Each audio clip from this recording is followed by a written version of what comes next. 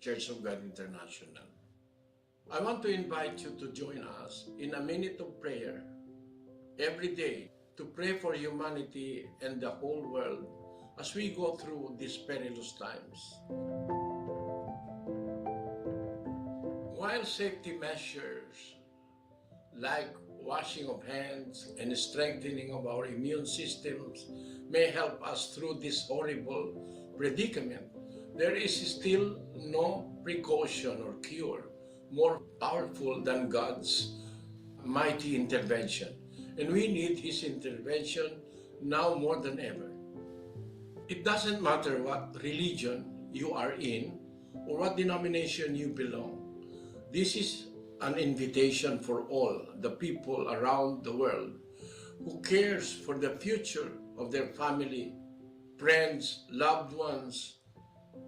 and humanity as a whole. Everybody is welcome to pray with us. For more details, you can check out the description box below. Thank you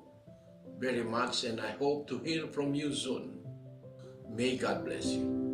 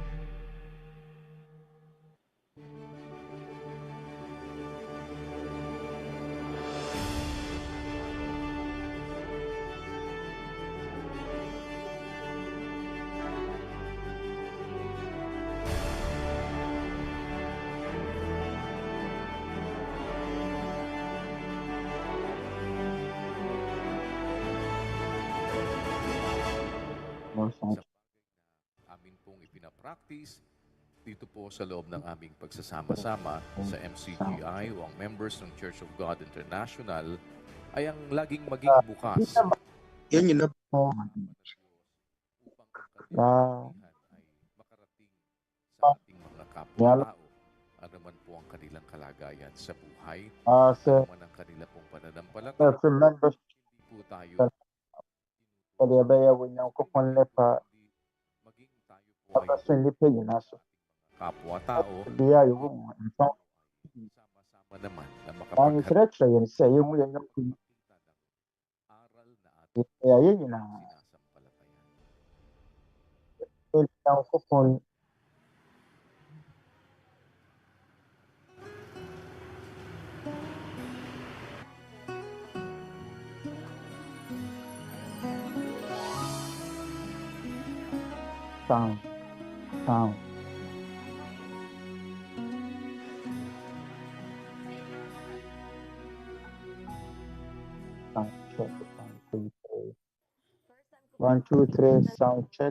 Napakasarap po sa kalooban.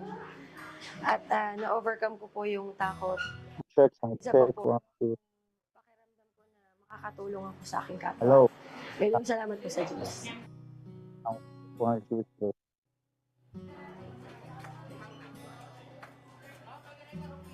Salamat po sa Diyos at napakasaya po sa pakiramdam dahil sa wakas na-approve na rin po sa pagdodonate ng dugo. Pilipinas pa lagi pong nare-reject. Kaya kung lulubin po ng Diyos, kung may buhay at lakas pa po, magtuloy-tuloy po ito. Kahit sa maliit na paraan, makakatulong po tayo sa kapwa. Milong salamat po sa Diyos sa pagkakataon.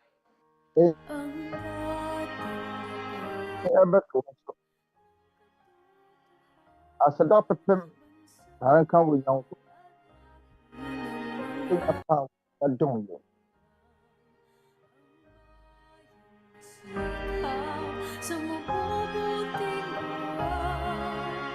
Diyos ang sandigan, MCGI. Do charity is a very hard work, but your group is continuing to do that, and that's great. I wish your group has more strength and health to spread good things to the world. Thank you for what you did.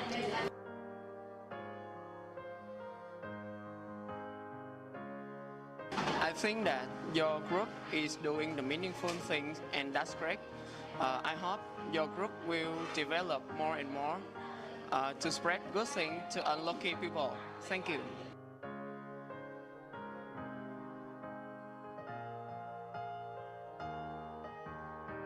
Ang MCGI, sa tulong at awa ng Diyos dito sa Pilipinas,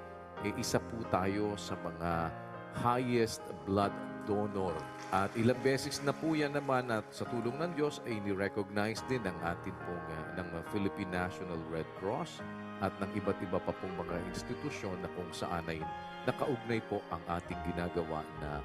bloodletting campaign para makatulong sa ating pong mga kapatid at sa ating mga kapwa-tao. Sa isip, sa salita, mabubuting gawa,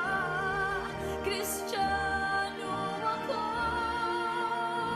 Kristiyano tayo, MCGI.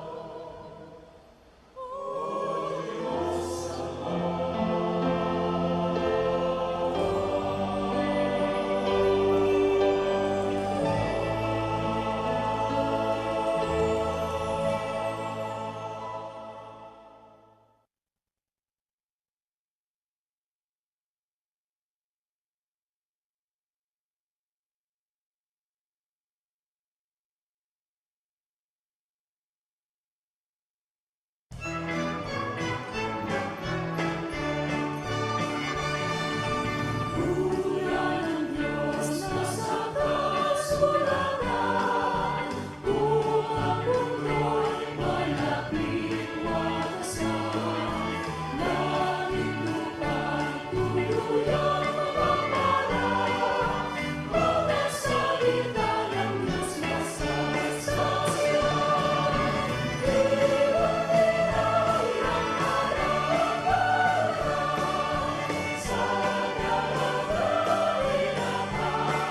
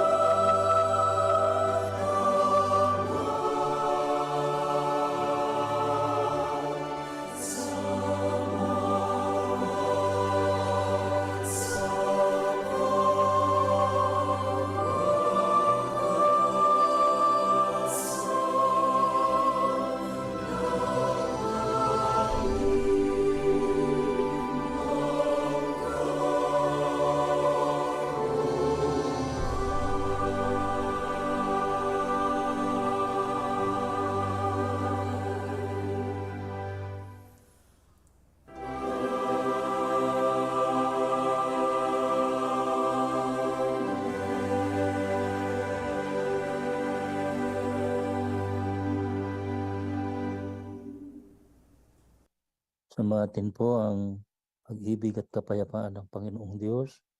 Kami po ay muling nag-aanyaya sa inyo na tayo po ay mag-ibig sa Diyos. Tayo magpatuloy ang ating pag-aaral ng kanyang mga salita. Sana po masumpungan tayo ng Panginoon na nakapagpapalit sa kanyang The mga Lord banal na find us kasulatan. ready to Sama-sama po listen tayong to His holy righteousness. manalangin. Together, let us pray to God.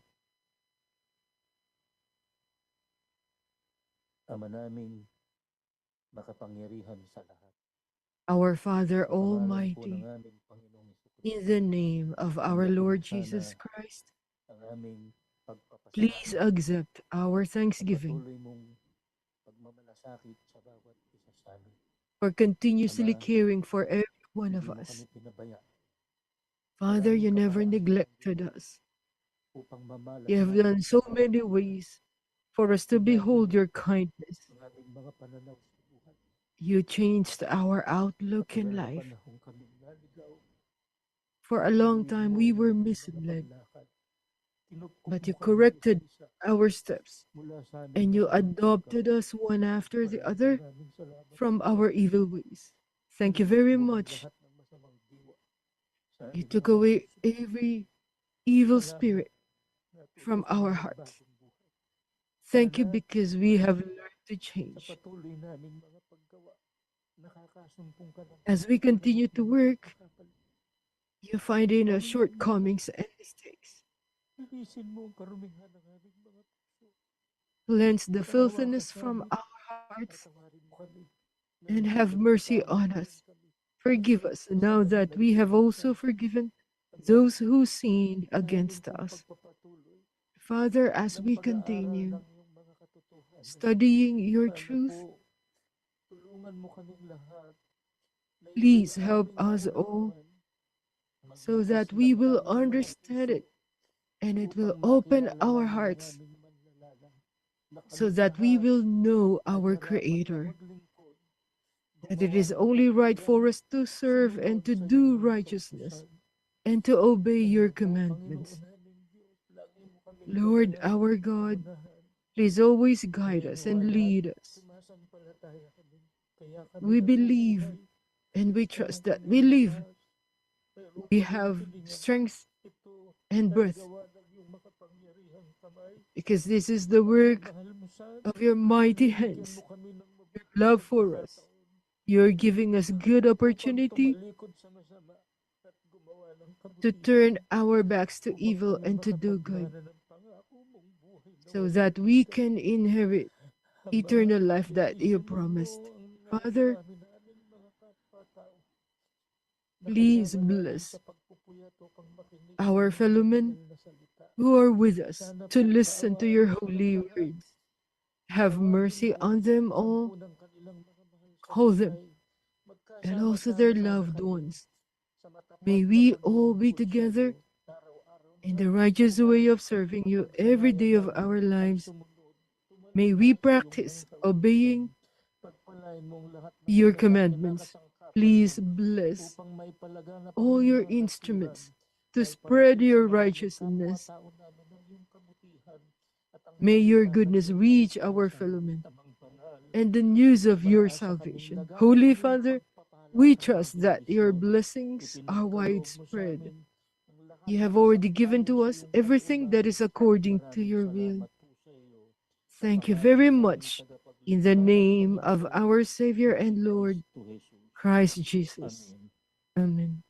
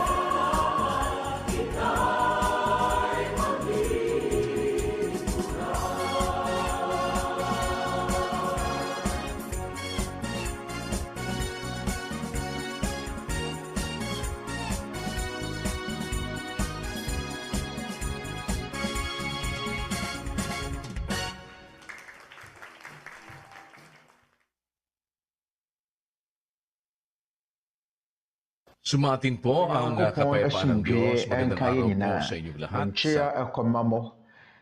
Babi biara mo wɔ ne wiase afa na nyinaa ɛne sɛ ne mukromo mmara a mutie Awurade Mmara Nsɛm wɔ mutie biara. Ebiwa mo nyinaa kɔ aba ɛba Awurade Yesu Kristo Mmara Nsɛm adesua ase ana yɛsubɔ nkyerɛkyerɛ ase. Ebiwa ne nuanom a yɛfrɛ Members Church of God International. Yɛretɔn sa afrɛ mo sɛ mamɛka yɛ no ho wɔ dɔnhwere kakra yi mu ɛbra a yɛsua Nyankopɔn Mmara Nsɛm. Yɛne da ɛtɔ so inum a yɛsua Awurade Mmara Nsɛm na yɛfie da na Onyankopɔn enka mo ho bio yɛma mo brother Eli Soriano. Mama mo nyinaa kye aha adwo sɛdeɛ mokromo mmerɛ tie biara yɛbɛtoa so na yɛsua yɛn Awurade Yesu Kristo Mmara Nsɛm. Ebi a mo ahunu sɛ yɛgusu a yɛsua Mmara Nsɛm a fa ɔkwan yɛfa so bɔ Onyankopɔn empire ho ana deɛ Catholicfoɔ afrɛ no na ɛnora yɛsua ase sɛdeɛ ɛbɛyɛ a Onyankopɔn ɛbɛtie yɛn mpaebɔ no ɛhia sɛ yɛn akoma ne yɛn tɛkyerɛma ho teɛ nanso ɛso hɔ anaa yɛn nipadua akɔ foforɔ bɛn so na ɛhia sɛ yɛbrɛ no ase ɛhyɛ Onyankopɔn ase. Ɛfiri sɛ ɛnyɛ tɛkyerɛma ne akoma nko a ne yɛwɔ nsa yɛwɔ adwene yɛwɔ ani yɛwɔ nan na yɛn nipadua no akɔ a no mu de yɛwɔ he na ɛhia sɛ yɛbrɛ no ase hyɛ Onyankopɔn ase sɛdeɛ ɛbɛyɛ Onyankopɔn bɛtie yɛn mpaebɔ. Mama menkenkan Twerɛ Nsɛm bi nkyerɛmo wɔ Korintofoɔ nwoma a ɛdi kan ɛti 7 ayɛnkyɛmu mmiɛnsa kɔpem 5 asɛm a okunu ɛma wɔyere deɛ ɛsɛ na wɔyere nso ɛma okunu saa ara na wɔyere inni ɔno ara ne padua so tumi na mmom okunu saa ara nso na okunu inni ɔno ara ne padua so tumi na mmom ɔyere. Anuanom monhwɛ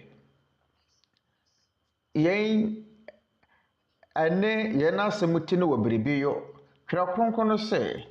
okunu ɛma wɔyere deɛ ɛsɛ na wɔyere so ɛma okunu saa ara. Na yɛn ɛyɛ nkotahudi a ɛkɔma afaanu nyinaa ɛnsa kɔ na nsa aba awɔ sɛ okunu ma wɔyere deɛ ɛsɛ anuanom ɛtene anaa sɛ wɔn nsa ka wɔ bosome akatua a ɛne wɔyere nkyɛ sɛ ɛtene. Yɛwɔ mmarima bi wɔ hɔ no mu a ɛsiane so wɔn nko a na ɛyɛ adwuma nti ɔno nko a na ɛkuta sika no mu ɔne ne yere nkyɛ ɔne ne yere nkyɛ ne bosome akatua. Mmara Nsɛm no sɛ okunu ma wɔyere deɛ ɛsɛ ɛna wɔyere nso ɛma okunu saa ara. Te sɛ nneɛma ahodoɔ ɔbaa no esi nneɛma ɔno aduane ɛne nneɛma foforɔ so a ɛkeka ho. Yɛwɔ nneɛma bi no mu hɔ nom a ɛsɛ okunu no a ɔyere no de ma okunu no mobɛma mo hɔ no deɛ ɛsesɛ na aha yi no tene Paul pɛ sɛ wɔka biribi ɔsɛ ɔyere inni ɔno ara ne padua so tumi na mmom okunu saa ara nso na okunu inni ɔno ara ne padua so tumi na mmom ɔyere. Ɛno nti yɛn ne tabea a ɛwɔ okunu ne wɔyere ntam ɛfiri sɛ wɔn nyinaa yɛ honam baako sɛdeɛ Awurade Yesu Kristo ɛsie wɔnaso nyɛ baa no bio na mmom ɔyɛ honam baako. Ɛnti deɛ Onyankopɔn aka abɔ mu na ma wo nipa biara ntete ntɛm mo. Afei okunu de ne nipadua bɛma ɔyere sɛ wɔyɛ ɔbaa a wo ne wo ara wo nipadua so tumi na mmom wo kunu na wo nipadua so tumi ɛna sɛ wɔyɛ ɔbarima a wo ne wo nipadua so tumi na mmom ɔyere na sɛ wo kunu pɛ sɛ wafe ɛyɛ wafuruma ana wafe wafono ho a ama no nyɛ wunyan ana sɛ bɛnu no wo ma no kwan so pɛ sɛ wafe wonantu a ma no kwan ɛfiri sɛ wo nipadua yɛ wo kunu deɛ na sɛ woyɛ Onuabarima onipadua ye wo yere dia eden na Onyankopɔn pese wo kyerɛkyerɛ yɛnto aso nkɔ nkyɛmu num 1 Corinthians 7 verse 5 momfa mo ho enkame mo ho gye sɛ moba no pene so sɛ mobɛtena hɔ ɛberɛ kakra na moatu mo ho asi hɔ amampaebɔ na afei mo asane ahyia mu bio na ɔbɔnsam amfa mo honam mmerɛ so ansɔmo anhwɛ ɛronti yɛn ne ɔwɔtɛne Paul na nsɛm a wɔka okunu ini wɔno ara ne pedua so tumi na mmom ɔyere ɛna wɔyere nso ini wɔno ara ne pedua so tumi na mmom ne kunu momfa mo ho enkame mo ho anti sɛ ba warefoɔ mu a sɛ wo kunu pɛ sɛ ɔne wo di mpamu agorɔ anaasɛ ɔne wo da enkame no ɛmɔ no watirimɔden ma no kwan ɛfiri sɛ ɔwɔ wo nipadua so tumi momfa mo ho enkame mo ho gye sɛ aha yi na yɛbɛhyɛ yɛn ho so wɔ no gye sɛ mobaa no pene so sɛ mobɛtena hɔ ɛberɛ kakra awɔ sɛ mobaa no mo pene so sɛ mobɛtena hɔ na mobɛtu mo ho asi hɔ mmerɛ kakra na moatu mo ho asi hɔ ama mpaebɔ ne mu wadadie yɛn ɛyɛ Kristo mmara nsɛm okunu ne wɔyere ɛwɔ nokorɛ asafo ne mu hɔ no yɛakyerɛkyerɛ wɔn sɛ wɔnhyɛ wɔn ho so wɔ honam akɔno mu ɛfiri deɛ yɛfrɛ ne sɛ mpamu agodie sɛ mopɛ sɛ mobɔ mpaeɛ a mopɛ sɛ motu mo ho si wɔ ma mpaebɔ ne mu wadadie a mobɛhyɛ mo ho so mobɛtu mo ho asi wɔ mu nhyiam ebi a monte aseɛ prɛko pɛ ɛfiri sɛ nsɔre foforɔ ni saa nkyerɛkyerɛ wɔn mo mfa ho sɛ Onyankopɔn betie wɔ mpaebɔ anaasɛ ontie mo asɔfoɔ no deɛ mo ntutusuo dudu ne mo sika ho na hia wɔn aha yi deɛ yɛntebea mu deɛ ɛyɛ ade a wohia sɛ mobɛte aseɛ sɛ Onyankopɔn tie mpaebɔ na sɛ wo kunu no wɔyere ɛbɛbɔ mpaeɛ a sɛdeɛ ɛbɛyɛ a wɔn betumi atu wɔn ho asi hɔ ama mpaebɔ ne mu wadadie no ehia sɛ wɔn hyɛ wɔn ho so ɛwɔ so wɔn te wɔn ho ase ɛberɛ a wɔn baa no nyinaa apene so sɛ wɔbetu wɔn ho asi hɔ na wɔatu wɔn ho asi hɔ ama mpaebɔ ne mu wadadie sɛ mo ahunu sɛdeɛ mpaebɔ sɛ yɛ ade a ɛho hia se fa wontumi mfiti prɛko pɛ nni mu wada wontumi mfiti prɛko pɛ mmɔ mpaeɛ wontumi mfiti prɛko pɛ nyɛ de mopɛ sɛ moyɛ biasa awarefoɔ sɛ wo kunu no wɔyere ɛtɔ da a ɛwɔ sɛ motu mo ho si hɔ anaasɛ mohyɛ mo ho so na sɛ mowie a mobɛtumi asane ahyia mu bio na ɔbɔnsam amfa mo honam mmerɛ so ansɔmo anhwɛ ɛyɛ ade a ɛho hia sɛ okunu ne wɔyere wɔn betu wɔn ho asi hɔ ɛfa to ho pɛ sɛ wodi muwada imuwada die ɛyɛ wɔ kwan sononko a yɛfa so bisa Onyankopɔn hɔ adeɛ te sɛ de maame yɔɔyɛ no maame no wodi nkan ɛbɛka Nyankopɔn asafo no ho na bra wɔba asafo ne mu no papa bu fuoyɛ yɛfrɛ sɛ na papa ɛyɛ catechist anaasɛ altar boy ɛwɔ Catholic asafo ne mu na bra wɔtɛɛ sɛ maame yɛbɔ asu no ne bu fui na ogya maame hɔ ɛkɔe wɔama fie bɛyɛ abosome nkron ogya maame hɔ kɔe na isane sɛ ɔyɛ altar boy nti ne bu fui na ɔtɛɛ sɛ maame abɛka Church of God asafo ne ho ɛfrɛ sɛ na ɔsom wɔ Catholic asafo me papa ɛboa ɛma wɔnom kyekyɛ communion paano nketenkete te sɛ brother Joseph sɛ mokyɛ communion na ebi ka na brother Joseph awe ɛyɛ wawe communion na aka no ɛwɔ afɔrebukyia so na ɔyɛ altar boy me papa nso saa na no wɔte wogya me maame hɔ nti de me maame yɛ ne sɛ odi muada ɔbɔ mpaeɛ ɔka kyerɛ Onyankopɔn sɛ Awurade mesrɛ ɔboa me na me kunu abufuo no ɛnyera na wonya abotɔyam na wɔnte wɔn nsɛm ase nti anadwo da suo mu biara me maame ɔbɔ Onyankopɔn mpaeɛ sɛ ne ntam ka na wodi muada wanidi Onyankopɔn ɛmoa ne na ho mɔboro mu no abosome nkron akyiri me papa sane ba fie na bra wɔ baayɛ no na nabufuo no ate ayera na wapempo sɛ wasan so tie Nyankopɔn asɛmfo sɛ wɔte sɛ maame agya chachapo efisɛ maame no yɛ chachapo ni me wonua bi a ɛkakakra me ɛmɛyɛ wo chachapo be ɛwɔ sakla me maame no yɛ chachapo ni wokɔ pasaya chachapo be bebre no ana wo ho yɛ wɔ chacha bi a ɔmotabo na ɔmowɔ ɛma hodo ɔmode bɔ chacha na mentumi nkae ni nyinaa me maame na wo yɛ chachapo ni na bra be papa te sɛ me maame agyae chachabo na onum entabio na wagyae no mabone ne ye no wagyae cigarette ne me maame no wonom cigarette dark cigarette cigarette tuntum bata an matamis cigarette no na saa cigarette no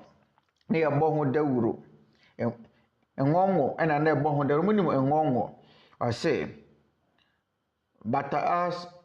bata an matamis ede na ehwam bata an matamis na ɛyɛ cigarette ne din ana ɛwɔ hɔ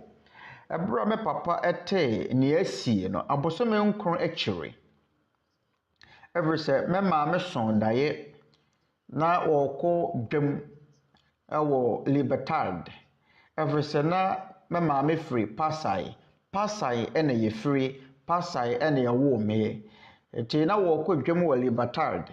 na wɔsone kɛntɛn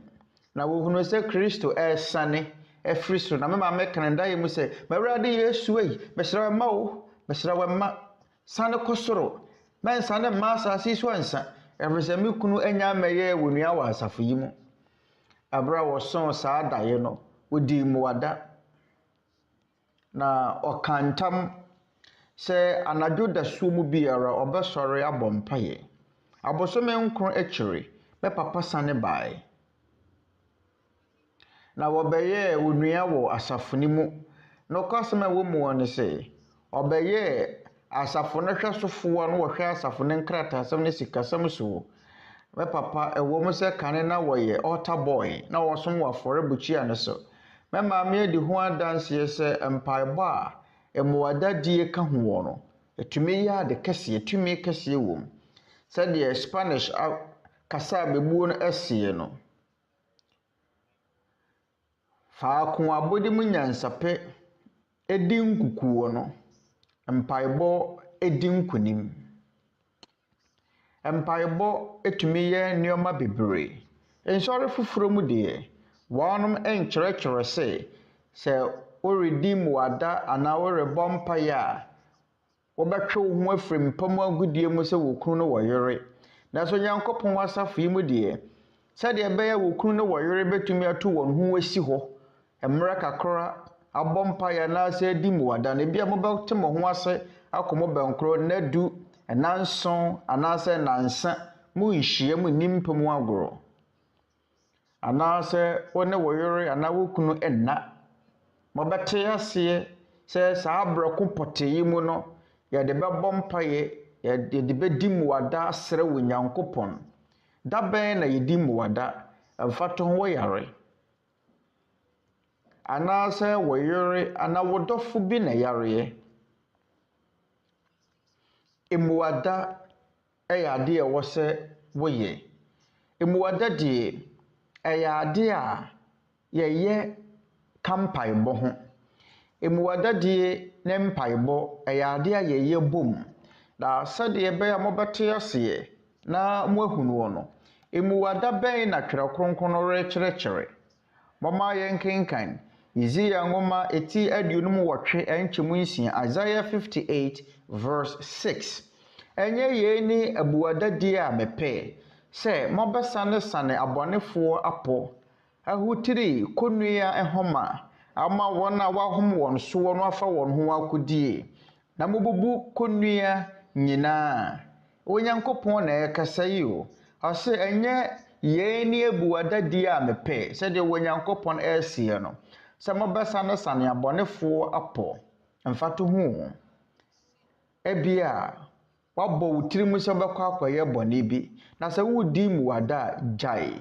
mfato ho oyɛ chacha bɔne sɛ wopɛ sɛ Onyankopɔn tie wo gyae chacha ne bɔ na afei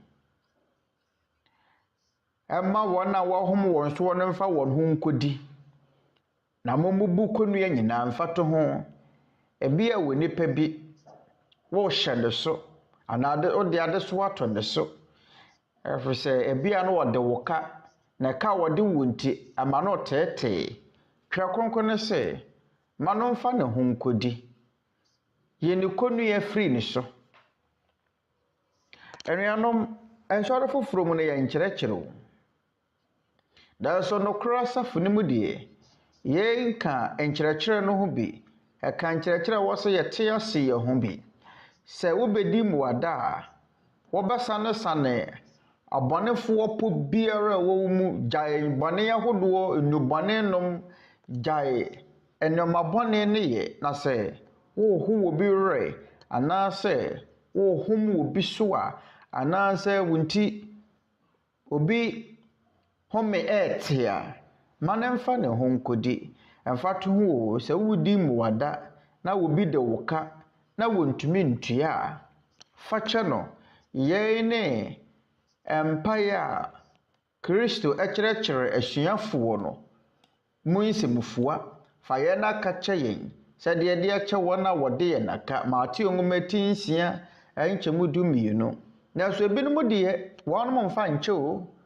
enipa yi deɛ ɔbɛho werɛ ɔbɛhyɛ wo so wobɛsan kura tua nsihu na ɛka ho no nipa ne mpo ne sika ɔde bɛtɔ aduane adi na wɔsan so agye nsihu kɛseɛ ma ne mfa ne ho nkodi yi ne konua firi ne so na sɛ wo yare ana wodɔfo bi yare a ɛmfa to ha bi a wɔyere na yare wobɛhunu sɛ Onyankopɔn so nya wo hɔ da Onyankopɔn bɛboa wo yɛto aso nkenkan ase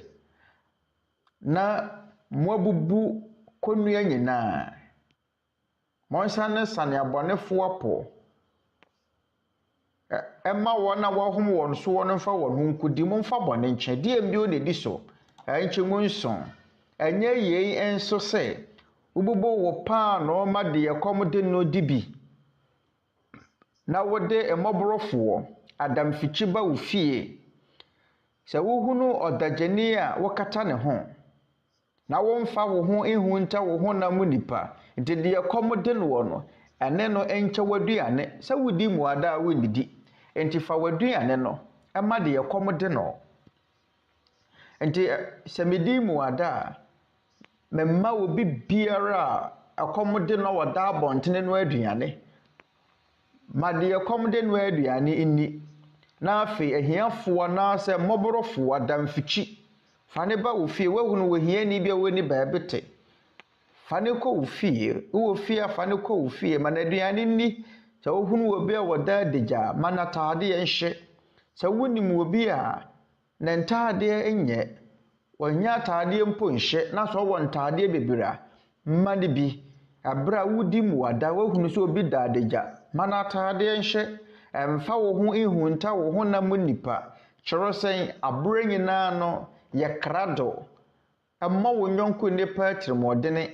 ɛfiri sɛ binom de wɔn ho sie sɛdeɛ ɛbɛyɛ a afoforo ntumi nkɔbɔ wɔn ho bosia emfa wo ho ehu nta wo ho na mu nipa yɛnto wasom kenkan ayɛnkyɛ mu wɔtwe ɛno na wo han bepue sɛ adekyeɛ na wakɔ ahosan afefɛ ntɛm ɛnuanom hunu yana ɛno na wo han bepue sɛ adekyeɛ na wakɔ ahosan afefɛ ntɛm Onyankopɔn bɛsa wɔn yadewa onipa a wodɔ no no ɛnso bɛnya ayaresa sɛ yɛsua ɔkwan pa yɛfa so di muada wɔ Twerɛ Kronkron mu a yɛbɛnya mfasoɔ mo amonwene ho nsɔre foforo mu no yɛnka yɛnkyerɛkyerɛ yɛn ne muada a Onyankopɔn ɛkyerɛkyerɛ sɛ wobɛdi muada a na sɛ wode mpaebɔ bɛka ho a sɛ moyɛ awarefoɔ okunu no wɔyere a mu nimpa mu agorɔ mo nhyiam na sɛ mo yɛ yɛn so a ma de wahom wɔn so wɔn mfa wɔn ho nkodi sɛ nipa no de woka anaasɛ ehia se wotua woka bi a fa kyɛ no ka wɔde wo no enkodan ne bio ensa nkɔgye ho nsi ho kɛseɛ biara na afei de yɛkɔm de no wɔn ma na aduane ni na de wɔda adagya no ma na taade nhye Ahenkyemu wɔtwe no ɛse ɛno na wo ha no bepue sɛ adekyeɛ na wakwan ho san afefɛntem. Ɛno nti ɛna emuada a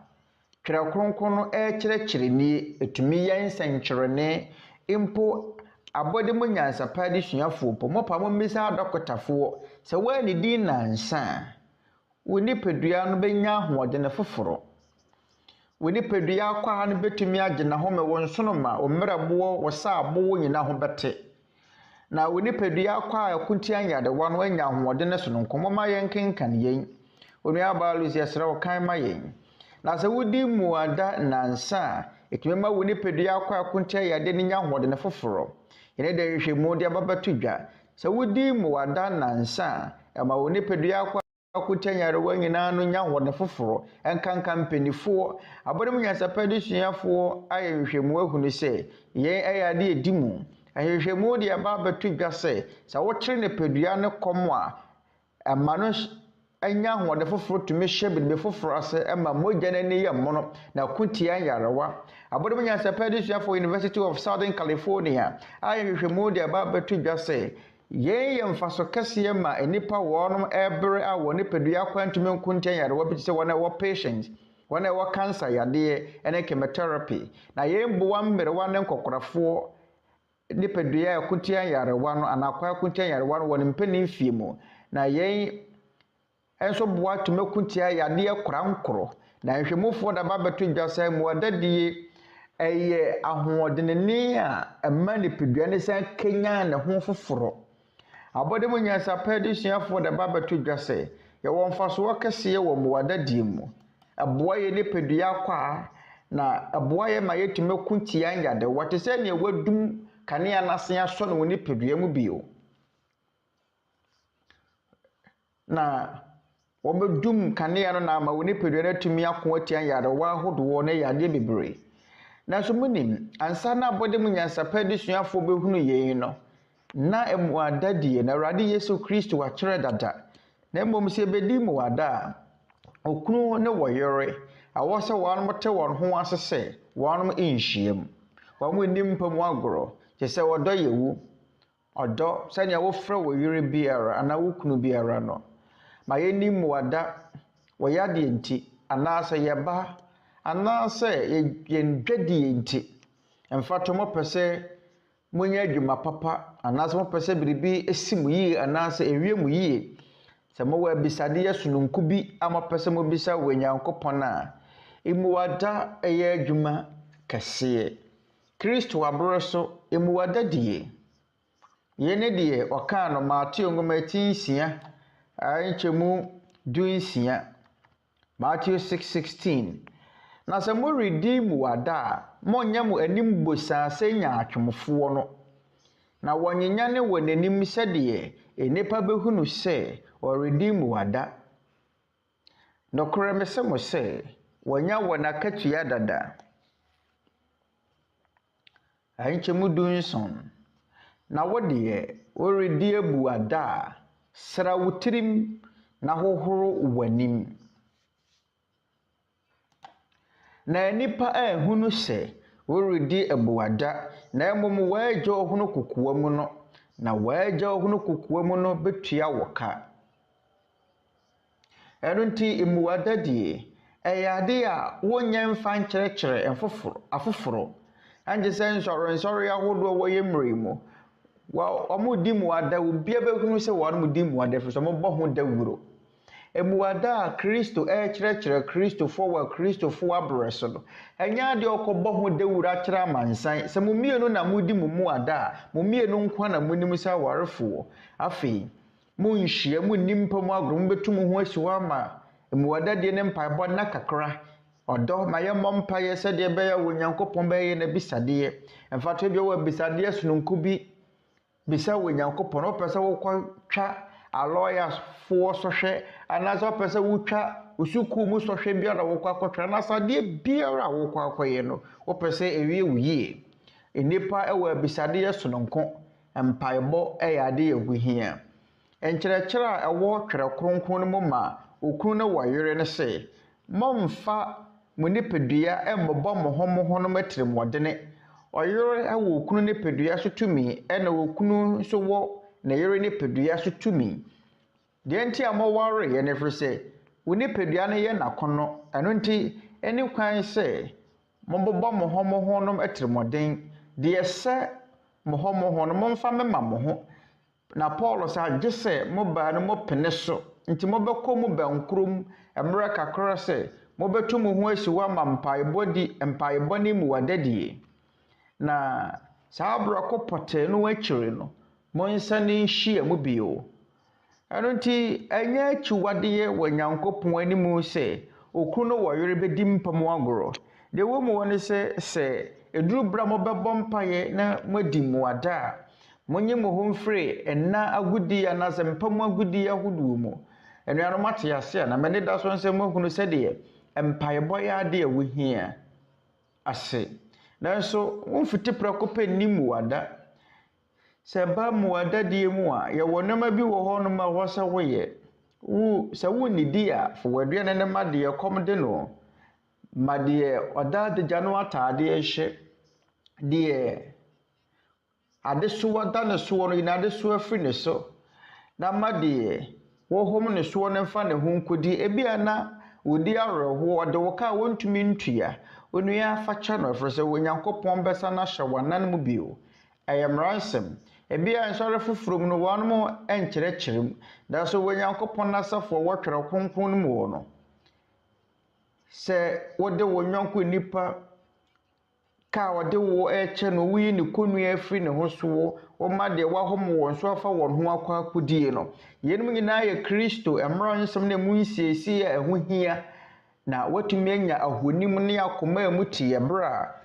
wudi mu ada abɔ wo Nyankopɔn empaye yenum ne mmara nsɛm no mu baako sɛdeɛ bɛyɛ wo Nyankopɔn betie wo mpaebɔ yɛni pedua nyinaa yɛde yɛn ho bɛhyɛ mu bi ayade a wohia sɛ moyɛ awarefoɔ wo kunu no wɔ yere a mo nipadua no yɛ mo ho dea na sɛ mobɛhyɛ mo ho so sɛ mobɛdi mu ada a mode mo nipadua nyinaa ne bɛsi hɔ abɔ mpa yɛ di mu ada na kwasɛm a wɔ mu wɔ ne sɛ Twerɛ Kronkron mu deɛ ɔbaa ɛnworɔworɔ ho nkyerɛ afoforo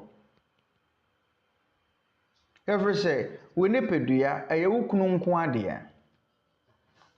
ɔyere nipadua ɛyɛ wo kunu dea ɛna wo kunu nipadua nso yɛ wɔyere nko adea ɛni kwan sɛ wo ne afoforo kyɛ Hebrifoɔ nwoma eti 12 nkyɛmu nan Hebrews 13 verse 4 muni awadeɛ ni ade nyinaa mu na wonwu awadeɛ mpa ho fi ɛfiri sɛ enwamamfoɔ ne awaresɛefoɔ deɛ Onyankopɔn bɛbu wɔ natɛn anuanom ahunana Nyankopɔn asɛm ne sɛ woni awadeɛ ni ade nyinaa mu na wonwu awadeɛ mpa ho fi ɛfiri sɛ enwamamfoɔ ne awaresɛefoɔ deɛ Onyankopɔn bɛbu wɔn atɛn ɛno nti wo nipadua no ɛyɛ wɔyere anaasɛ wo kunu nko adea ɛni kwan sɛ wɔworɔworɔ kyerɛ afoforo yɛwɔ mmaa binom hɔ no mu a ne yɛworɔworɔ yɛn ho kyerɛ afoforo na ne nofoɔ no wabɛɛ fa wahyɛ ataadeɛ a yɛhwehwɛ ntaadeɛ wobɛhunu ne yɛwom wasan so ahyɛ ataadeɛ ma n'akyekyere ne pampem na ne mpokua nyinaa yi ne ɛbɛto wo nie deɛ atwɛre wɔ Mateo nwoma no mu Mateo nwoma etinum kyɛmadu no wɔtwe nuanom monti Matthew 5:28 na me deɛ mesɛ mo sɛ obiara wɔhwɛ wɔ baa na ne kɔn dɔ no na wafa no n'akoma mu dada ɛno nti yɛn yɛ Kristo mmara nsɛm menim sɛ nsɔre foforo mu no yɛkyerɛkyerɛ sɛ obiara ɔbɛhwɛ wɔ baa ma ne kɔn adɔ no na wabɔ adwaman wɔ n'akoma mu dada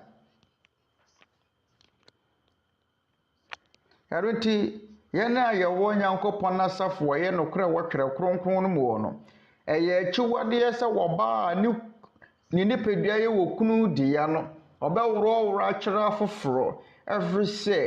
sɛ wɔyɛ saa ɛbɛnam wo so ama afoforo ayɛ bɔne wobɛto nkurɔfoɔ so nti dua de adwene ho ɔbaa wabebe wo nofo akyerɛ binom wɔ no ma saa na wɔmte no aworɔ na afuru ma so akyerɛ wahyɛ adeɛ ntientia na tu nyinaa gu hɔ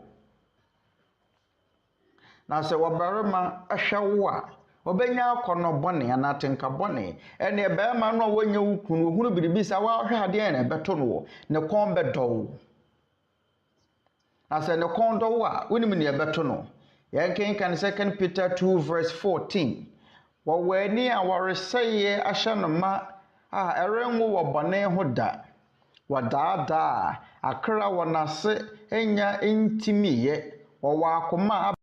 aben ni bremu waye enome emma onim ne ebeti onim ne ebeto won de beba ne se obenya ni aworeseye aye no mama hwe ani ne nkoampo ne petumi de seye awade se wo hwe wo ba won hye ne ho so no womu ne ho na waye ni pedua se twa ba yo wo bi adidi mu bi no ema bi mo ma sa na won mo te se twa ba no ba ma bi atumi kodibi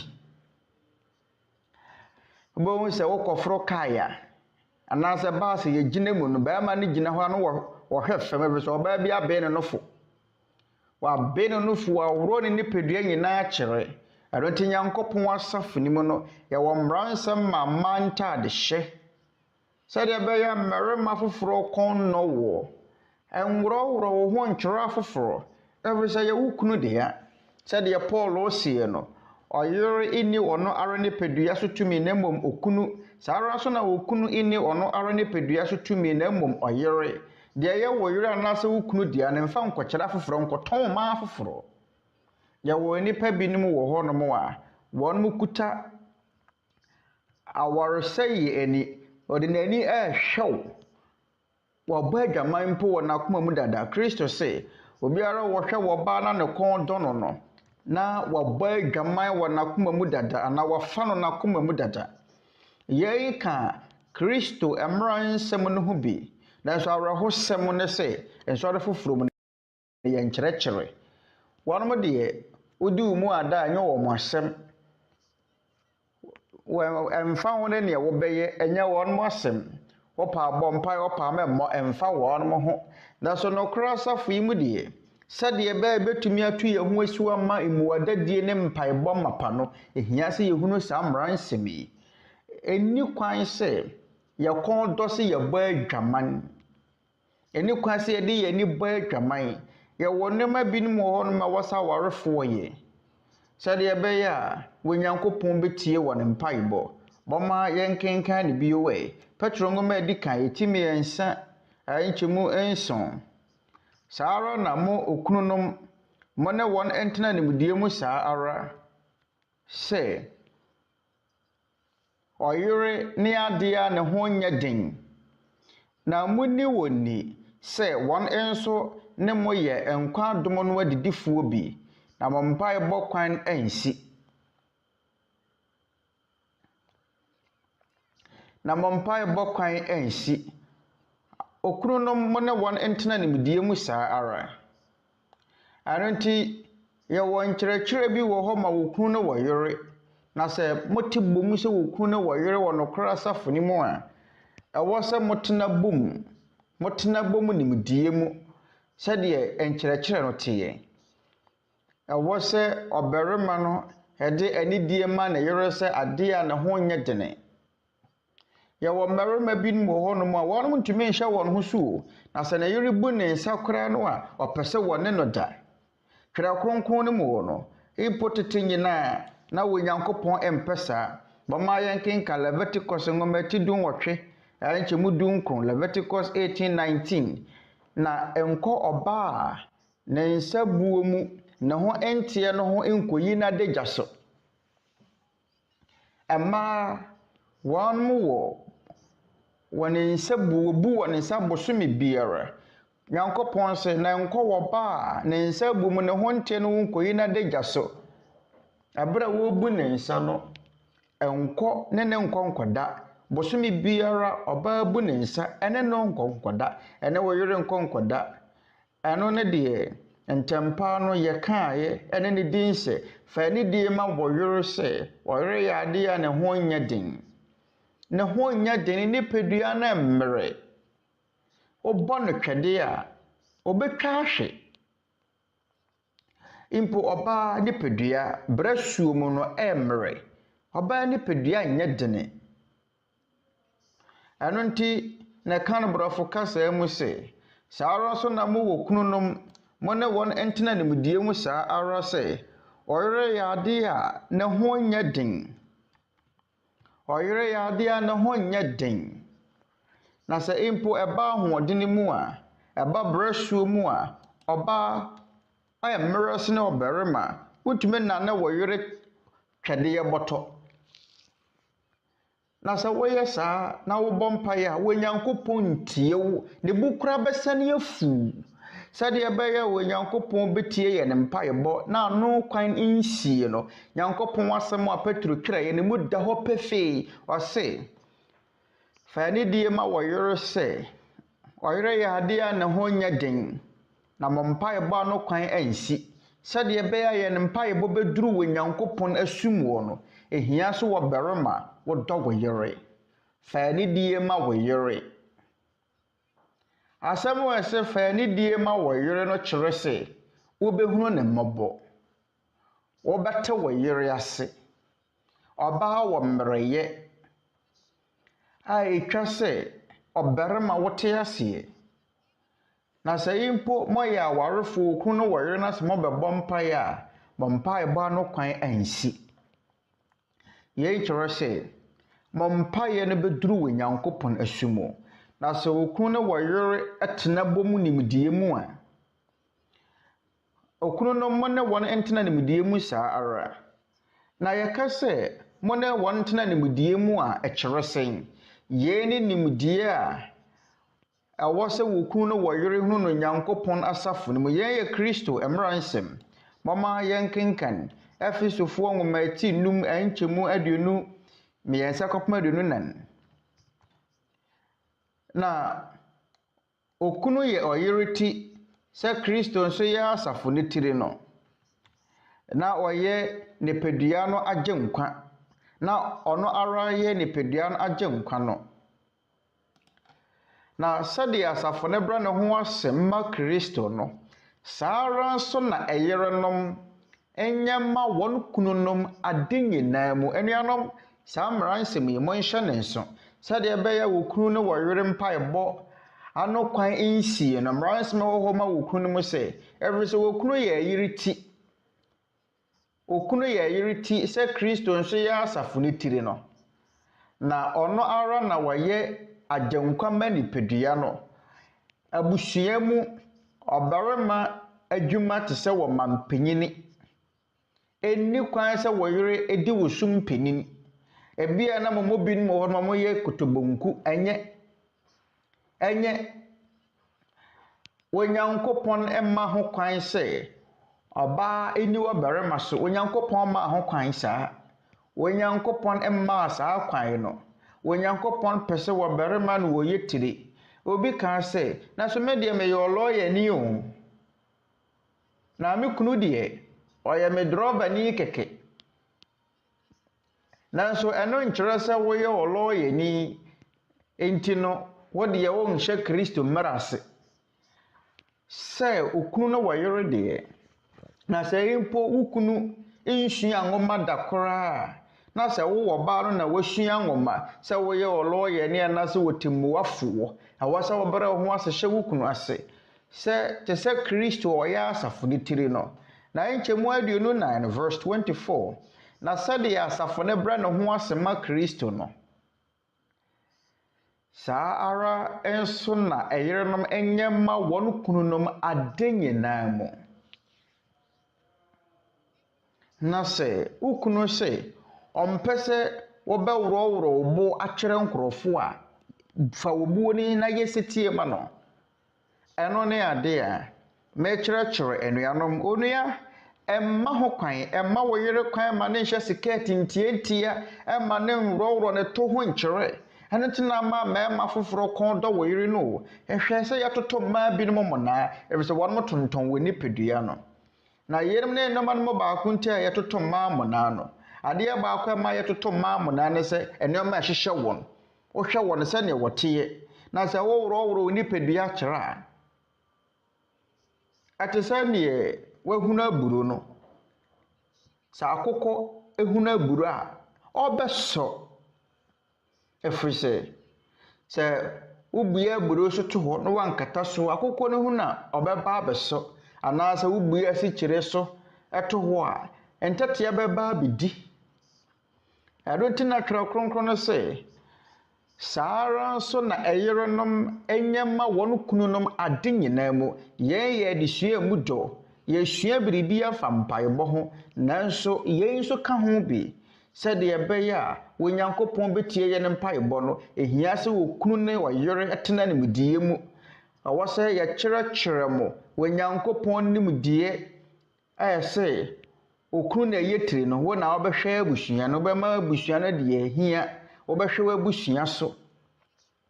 ɛyɛ wasɛdeɛ sɛ wobɛhwɛ wabusua so na ɛma wo yere nkɔnkɔyɛ adwuma na wo nkɔnkɔtena kwankwan ni ase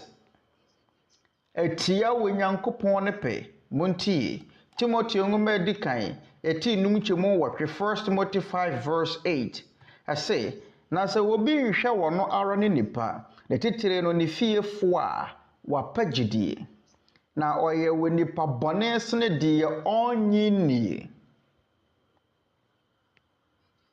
ɛnuanom pamɔtɔ motɛɛ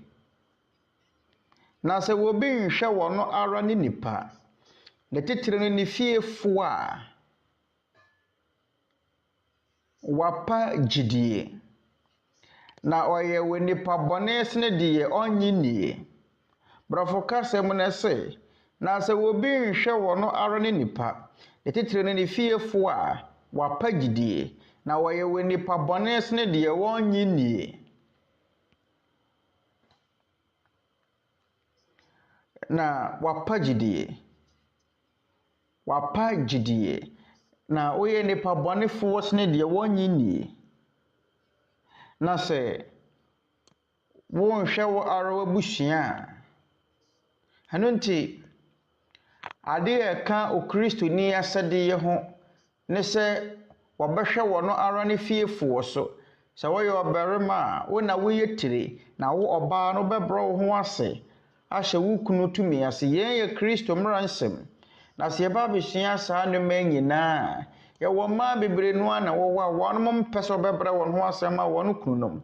ɔyere ne pɛ sɛ ɔno na ɔyɛ tire ɛwɔ fie hɔ nti yɛwɔ mmarima bi wɔ hɔ no ma ɔmo kasa ma menkɔsra me boss hɔ kwan ansa ɛbɛsɛ ne boss ɛyɛ ne yere na ɔno de yɛde ne yere bɛka na wɔtie yɛfrɛ wɔn mmarima ti bɔnko so kotobonku Philippines yɛfrɛ wɔn sɛ Andres Desire bɛbi sɛ mahwɛ saa sini na Andres Desires de abrɛ nyina ɔmɛma ne mma nso wɔ fie ɔno yɛ ɔbaa no barima no de bia no wɔhyɛ table ase ɛbɛsɛ odi agɔ na yere boro bɛboro no yɛn etia deɛ Kristo aka Kristo sɛ okunu ɛyɛ ɛyereti saa nso na wɔ sɛ wɔyerenom mmra wɔn ho ase ɛma wɔn kununom ade nyinaa mu ntenuanom saa mmara nsɛm yi mu mpo yɛwɔ biribi wɔ hɔ no mu a yɛba abɛsua mama yɛn kenkan Korintofoɔ nwoma a edi kan eti du baako ɛnkyɛmu na kɔpem num na nso kɔpem du na du na kɔpem du num mpamɔtwɔ enuanom mama yɛn tie Twerɛ Kronkron no sɛ ɔbarima biara wɔrebɔ mpaeɛ anaasɛ wɔrehyɛ nkɔm na wakata ne tiri so wɔ no oni ne tiri ni na wɔbaa biara wɔrebɔ mpaeɛ anaasɛ wɔrehyɛ nkɔm na ne tiri so da hɔ no oni ne tiri ni na ɛte sɛ wabɔ tikwa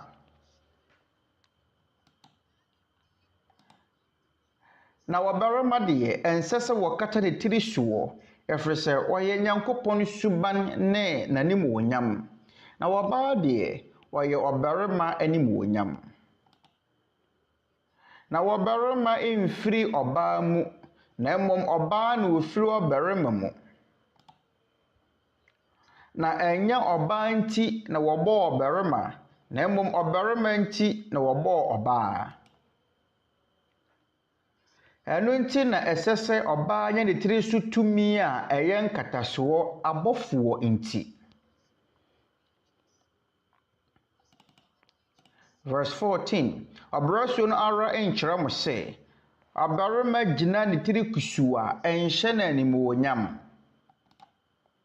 na wɔbaa deɛ ogyina ne tiri kusu a ɛhyɛ n'anim wonyam ɛfiri sɛ wɔde inwi no ama no sɛ nkatasoɔ anaasɛ akatasoɔ. Anuanom mesrɛ mo muntie ne yie. Yɛn kyerɛkyerɛ mu yie wɔ nsɔre foforo mu. Wonte yɛn mfiri wɔ n'anum nanso wɔ Twerɛ Kronkron no mu. Yɛn ɛyɛ asɛmpa no mmara nsɛm. Asɛmpa no nkyerɛkyerɛ Kristo wɔ asɛmpa no sɛ Paul twerɛeɛ no. Ɔsɛ wɔbarima biara a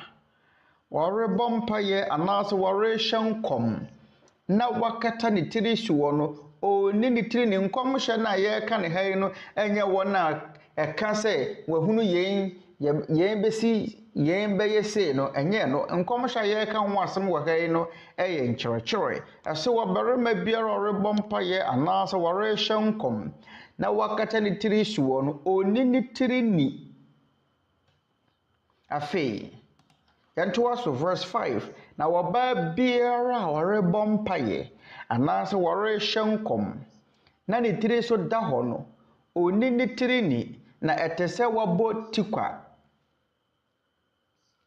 Ɛno nti sɛ ɔbaa abɔ mpaeɛ a ɛhia sɛ wɔnya ne tiri so nkatasoɔ ɛna sɛ ɔbarima abɔ mpaeɛ a ɛni kwan sɛ wɔkata ne tiri so wɔ. Momfa nhyɛ mu tiri manuanom. Sɛ ɔbarima ɔrebɔ mpaeɛ a ɛni kwan sɛ wɔkata ne tiri so wɔ nanso ɛnɛ mobɛhunu nsɔre bi mu na mmarima no akata wɔn tiri so. Yɛwɔ mmarima bi no hɔ no mu ada bia no wɔn abɔ duku. Wɔn de ade akyekyere wɔn ti turbans. Nanso Twerɛ Kronkron sɛ wɔbaa biara ɔrebɔ mpaeɛ anaasɛ wɔrehyɛ nkɔm na ne tiri so da hɔ no ɔni ne tiri ni. Na sɛdeɛ ɛbɛyɛ a ɔbaa tiri bɛnya ne die ne animuonyam wɔ Nyankopɔn anim wɔ no ɛhia sɛ wɔkata ne tiri so wɔ. Ɛkyerɛ sɛn ɛka no wɔ Korintofoɔ nwoma edi kan eti du baako ɛnkyɛmu nson 1 Corinthians 11 verse 7. Na wɔbarima deɛ ɛnsɛ sɛ wɔkata ne tiri so wɔ ɛfiri sɛ ɔyɛ Nyankopɔn suban ne n'animuonyam. Na wɔbaa deɛ ɔyɛ ɔbarima animuonyam. Na ɔbarima mfiri ɔbaa mu na mmom ɔbaa na ofiri ɔbarima mu. Na ɛnyɛ wɔbaa nti na wɔbɔ ɔbarima na mmom ɔbarima nti na wɔbɔ ɔbaa.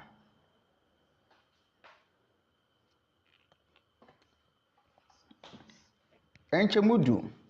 Ɛno nti na ɛsɛ sɛ ɔbaa nya ne tiri so tumi a ɛyɛ nkatasoɔ. Abɔfoɔ nti. Ɛkyerɛ deɛ ɛni kwan sɛ ɔbarima ɛyɛ ne tiri so nkatasoɔ. Ɔbaa ɛwɔ sɛ ɔnya ne tiri so nkatasoɔ. Ɔbaa tiri so nkatasoɔ no ɛkyerɛ deɛ yɛn ɛyɛ sɛnkyerɛnne ɛwɔ ne tiri so ɛkyerɛ sɛ obi ɛdi ne so mpanini. Ɔbaa tiri so nkatasoɔ ɛyɛ nsɛnkyerɛnne na ne tiri so nkatasoɔ no ɛkyerɛ sɛ wɔhyɛ tumi bi ase, wɔhyɛ Kristo tumi ase, wɔhyɛ okunu ase sɛdeɛ Kristo yɛ asafo no tiri no. Saa ara nso na ɔbarima anaasɛ okunu yɛ ne yere ti nti so ɔbaa ɔrebɔ mpaeɛ a ɛhia sɛ wɔkata ne tiri so. Yɛn ne nsɛnkyerɛnne ɛkyerɛ sɛ wabrɛ ne ho ase ama ne kunu ne Kristo anaa ne kunu ɔhyɛ Kristo tumi ase. Yɛn ne honhom ahyɛnsodeɛ ɛkyerɛ sɛ wɔbaa hyɛ Kristo ne wɔkunu tumi ase wɔ ne tiri so nkatasoɔ na se kyerɛ ne sɛn. Ɛnkyɛmu dunan. Ɔbrɛsuo no ara nkyerɛ mo sɛ ɔbarima gyina ne tiri kusua ɛnhyɛ na animuonyam. Enti ɛyɛ ni wuo wɔ Nyankopɔn anim sɛ barima bɛgyina wo tiri nwi tentene anaa bɛbɔ wo ti anaa bɛgyina wo tiri nwi kusuo. Verse 15. Na wɔbaa deɛ ogyina ne tiri kusua ɛhyɛ no animuonyam. Yɛre sɛ wɔde nwi no ama no sɛ akatasoɔ. Ɛno nti akatasoɔ a wɔ Nyankopɔn de ama no yɛ wɔbaa tiri nwi egu so a wɔntwitwaeɛ no. Yɛn ne wɔbaa tiri so nkatasoɔ ɛnyɛ duku na Catholicfoɔ ne nsɔre ahodoɔ maakuo bobɔ no. Ohunu asafo de ohwɛ maakuo na bi duku ye tuntum ebi ye pink ebi ye koko ebi ye fite ebi ye colors ahodo enye ye ne akataso na se tiri so nkataso Twerɛ Kronkron ne ka ho asem tiri so akataso ne ye de Onyankopɔn de ama ye ne akataso Onyankopɔn de ama wo ba tiri nwi tentene no arunti eye ni wuo se wo bere ma bɛbɔ wuti ana bɛgina wutiri nwi agusu kusu every say oba na ehia se wonya ne tiri so nkataso ye ne tiri nwi tentene ne mo oba de ye ojane tiri nwi kusua ehye no animuonyam tefiri sɛ wɔde nwi no ama no sɛ nkataso wɔnyɛ duku no enuanom ahunana nanso yɛyi ka Twerɛ Kronkron no ho bi sɛ ɔbaa ɔrebɔ mpaeɛ a ehia sɛ wonya wutiri so nkataso ɛna so wɔbarima bɛbɔ mpaeɛ a eni kwan sɛ wɔkata de tiri so efiri sɛ ɔbaa tiri so nkataso no kyerɛ sɛ ɔhyɛ Kristo tumi ase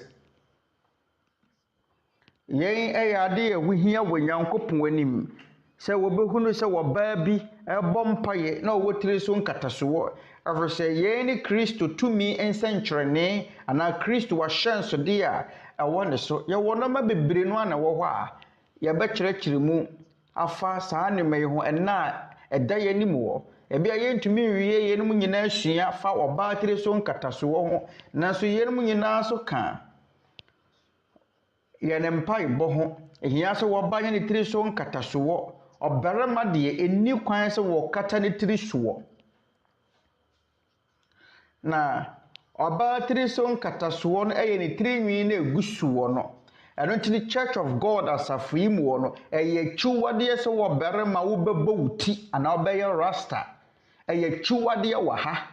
mmarima wɔ no koraa asafo ni mu no etwa sɛ wutwa wutiri nwi yi wuti sɛ ɔbɛyɛ setia ma Kristo mmara nsɛm no a wɔyɛ ɔbarima a ɔmmɔ wuti unyina wutiri nwi ngu so kusu ɛfisɛ sɛ woba Nyankopɔn na wobɔ mpaeɛ a ɛyɛ ni wuo ɛwɔ Nyankopɔn anim sɛ wɔyɛ ɔbarima na wogyina wutiri nwi gu so a wo kata wutiri ɛyɛ Kristo no ɛso ɔbarima tiri ɛgyina hɔ ma Kristo ɛno nti eni kwan sɛ wo kata wutiri so na mo ɔbaa deɛ ehia sɛ wo kata ne tiri so ɛfisɛ no na kyerɛ sɛ wo hyɛ Kristo tumi ase na ɔbarima deɛ ɛnkyɛ mu nson no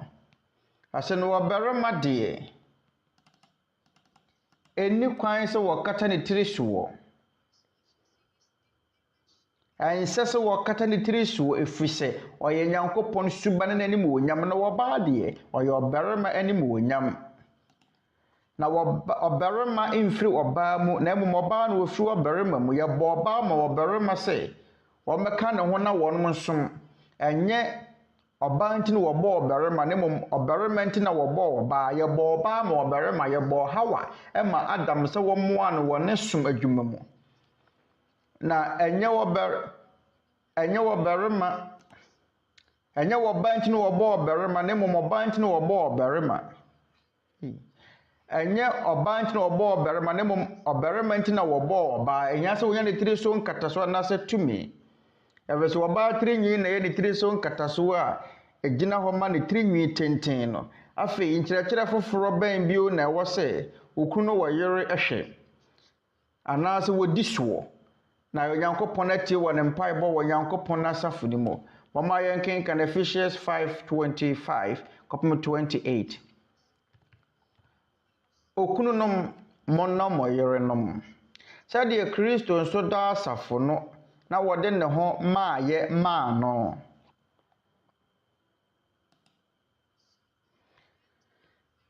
saa ara nso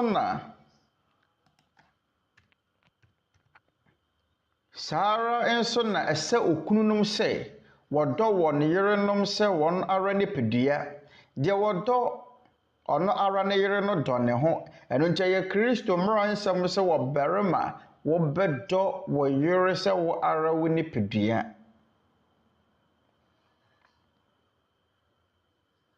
ɛnuanom nhwɛ onuabarima wopɛ sɛ yɛpira wo anaa sɛ wompɛ ɛne mpira wo yere ɛmmobɔ wo yere mfa wo nan mmobɔ wo yere Twerɛ Kronkron sɛ saa ara nso na ɛsɛ okununom sɛ wɔdɔ wɔn yerenom sɛ wɔn ara nipadua sɛ wompɛ sɛ kɔmbɛdew ɛne makom ɛnne wo yere sɛ wo mpɛse ye bepira wo ɛne mpira wo yere sɛ wo na sɛ wo oyere pa enkanka esane sɛ wo ye wo yere penti dono Twerɛ Kronkron kan wo mebusem etidun kron anchemu dunan Proverbs 19:14 efie ne ahode ye agyanom awunyade na wo yere nimdifuo fira gurade wo de wutiri ye so wanya wo yere pa ye nkyoro sɛ wonyankopɔn na de ne ma wo oyere nimdifuo wo yere pa efira Awurade nkyɛn na ade edi ho adanse nie mama ye nkan Twerɛ nsɛm foforo te sɛ nie wanya wonyankopɔn nsɛm nhyira no sɛ wonya wo yere pa wanya nyankopɔn nsɛm nhyira mebusem etidun wɔtwe nkyɛmu aduonu mmienu Proverbs 18:22 de wanya yere no wanya ade pa na wanya Awurade hɔ aniso brafo kasam na sɛ de wanya yere no wanya ade pa na wanya Awurade hɔ aniso pamocho mu hunu yana wanya Awurade hɔ aniso wa mu betenka wo mu sɛ Awurade dwene wo ho ebra wanya yere pa atesɛ ne wonyankopɔn na asi wo nneɛma no atesɛ ne wonyankopɔn na anu aduane ama wo no ɛfiri sɛ nneɛma wo yere ya ama wo no ye twere wonyankopɔn dɔn so ma wo atoda na sɛ honam akɔ no ana honam atenka gyegye wo a ɛyɛ wo yere ɛna bɛsom wo na wɔdwodwo atenka ma wo enti de wanya yere no wanya de pa na wanya Awurade hɔ aniso enti okunu nom monte ase sɛ moyere nom ye wonyankopɔn dɔ anase nyankopɔn hɔ aniso wo de hwe da bia wo sha ataade sesa wanya obi ma ne isima wo wia wasan akɔboro no wani enwu ade wanya obi a wonu aduane ma wo wanya de oprapra ofie wanya de wo ma wo no wasan hwe wo ma wo tete wo no boa wo na awia wo bɛbɔ ne twɛdeɛ ama na no nyina paapai abra wo de wo nam abɔntene din kwasiadeɛ yɛn gyimideɛ ɛmɛmɛ te sɛ ne nwu adeɛ owie a edubro nyada akɔ gyina hɔ sɛ ɔkɔbɔ mpae na wahwa hwan ne beti onye bɔnsam ne beti wo wonyankopɔn tie ofiri sɛ wutirimu adene wo bɔ wo yere tirimɔden mmarima wo nokorɛ safo ne mu wo no ehia sɛ wo dɔ wo ne yere no dɔ wo yere sɛ wo ara wo nipadua sɛdeɛ wɔn pɛsɛ onipadua na wɔbɛde onipadua no wakɔtɔ jaketa hyɛ obi ma wo yere hyɛ ɛntɔ ma wo nkwa ho sɛ wodi nnuane ɛden titwaduane ɛden so ma wo yere ni yɛ ne wɔdɔ a Kristo wasɛmpa no ɛkyerɛkyerɛ yɛre mu nyinaa so ka ho bi sɛ de bɛyɛ wonyankopɔn betie wo mpaebɔ ɛnuanom mani da soɔ ne sɛ mo ate saa nnwuma yi ase adeɛ fufuro nso ɛka ho wonyankopɔn aka kyerɛ mmarima no Kolosifoɔ nwoma timiɛnsa nkyɛmu dunkron Colossians 3:19 okunu nom monna moyere nom na monhyɛ wɔn ahometeɛ yɛ wɔ mmarima bi wɔ hɔ nom a wɔnom hyɛ wɔn yere nom ahometeɛ so ɔne ne yere kasa aso one bonsama no wotamfo bi na anya asem one ne yere kasa aso one bonsam na kasa na so ohia foforo ne anane na fofo a na wonom seresere ohunu ne na fofo na wo sere kyerɛ wonom na so one ne yere kasa no woteatea no na wo hye ne yere ahometeye na so tete no na wo hye na ahometeye o abra na wo se ne pɛ no na wo kansam degu na sum abra na mo se mo hope no na wo frɛ no honey sweetheart me dowo na sese wanya no awie no wanya ne wo pɛfri ne yere ho awie no ɔde nada ne agyanka ɔde nada ne akoa wɔ ne fie ɔno esi ne nneɔma ɔno aduane ma no ɛto ne ntade so ma no na sɛ wo free baabi ba na obeduru fie a wasan ba beteatea no ɔbaa ne sɛ ɔmedɔ akom dimyu na de na wa mantem ma twen wo a menyampo ni diye woni ma no ya ba ma ndem ma no na de na wo ni diye wo jimifo me kwameso da ansa ne koyo ba kwasea na se wo kunu atise ya oberema na so wo kunu a wakansam ya kire wo na wanya wo se wo yere no na wo hye wo ahomete no eye twuwade wo nyankopon asafo ma eye twuwade wo nokora asafo wo Twerɛ Kronkron mu ehia se wo hunu Kristo nkyerɛkyerɛ yabra bomo akununom monom yerenom sɛ mo ara mo nipadua na mo nhye won ahometeye ɛyɛ bɔne sɛ wo bɛhyɛ wo yere ahometeye momfa kane dɔ dɛdɛ no mmra kane na wo kansam dɛdɛ kyerɛ no wo na ofe wo yere anu wo no nti mmaa no meso mafuta mede ma mo ne sɛ de ɛbɛya wo kunu emre wo ho no ansa na wo meduru fie no dware wayɛ adwuma da mu nyinaa wo ho kankankan abofra na dwonso gu ho wa gane nan agu so nti ansa na wo kunu meduru fie anwumre no nso adware no nsia wo medu na ho ahwehwe nhwa no ankofa wo ba afofra mesi wa nan mu bone bia dem so besiesi wo ho ebinom ka so yina ya bomre wa nan kokra empo we aba abre wa ba kokra wo ho bebon ho anka empo nkokrafo ne mrewafo nyina so ho anka omo so tehwa na asemo mie no nyina mabobɔ mre wa nan kokra na obi ya ho bon a obetumi atena asomdwem akopem owuo mu enti we hia sɛ obi ara ho teye ehia sɛ ohunu obarima ne so mɔbɔ Denti a wose wo penefise na wo ho ehwam onipadua afe egina so onipadua osisi tia te se kokotowa na so na de wo te se aye kokko wo konkomu a yetia so na konkomu kokki no wa ye kesiye wo ho gene dwonso so wo ho nye hwam bi mu a ba ma bekwa kope wo ba afofra ne ho ehwam a wo gina ne nanso enti wo so hwe wo ho so ye hwe wo nipadua so ye twere wo se asana wo kunu fragma medru fe ne twere wo se e se de bia wo fe wano ase de bia wanu mu kankan se akokɔ ho a twere wo se kane na wo twere wo se wo ho hwehwehwam na de wanu mu kankankan obede ne wo twere wo obede ne watumi afe wano enti anuanam yenom ne mmaransem wo ho ma warefo se de be ya wo betumi aboa wo kunu na ne konkon kɔtɔ ma aforo ama insiesie won ho monhwɛ mo nipadua so yi bɔne biara ni mu so besiesie ho yi sɛ de wota ka asɛm bi sɛ sɛ yi wonyamesom firi ho a ahonidie na wo hɔ sɛ yi wonyamesom firi ho a ahonidie na wo hɔ ɛyɛ so bedi ho ni siesie wo fie siesie wo nipadua si wo sumie na sɛ woda sɔre a entasuo atware osumie mu se basa anya fe ma wo kunu nya hoto na wontume no da wo kane don adi kyerɛ no saara so na marama no so akoma mo e ma remfiri de wo yera ya ma wo no o ma wani gye wo mabunu mfie mu ana wo mabunu bere mu o hwɛ wo maso ma wo ono aduane ma wo oto wo ntaade so ma wo ema ono aduane kura da asa hye ayo hye no wo prepra wo fie siesie wo fie de bia wa bre so wa adwuma te se zoom lion entete no amono ayemonwono oba adintintima enso empo wo hwe wo maso ma se de be ya abusua ne betumi agira ne nan so na emu nteteye efre se eye bonyesam de tete abusuam okofa wo be fufuru bi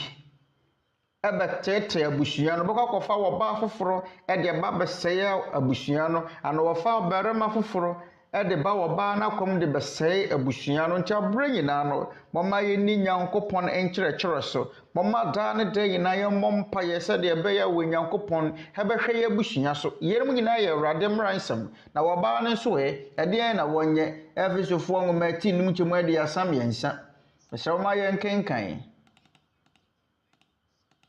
ase nanso mo maako nso mama wo biara no ne yere saa ara se ne ho na eyere enso emu ni kunu oyere emu ni kunu oyere wo hye wo kunu tumi ase ntifa wo buo ma wo kunu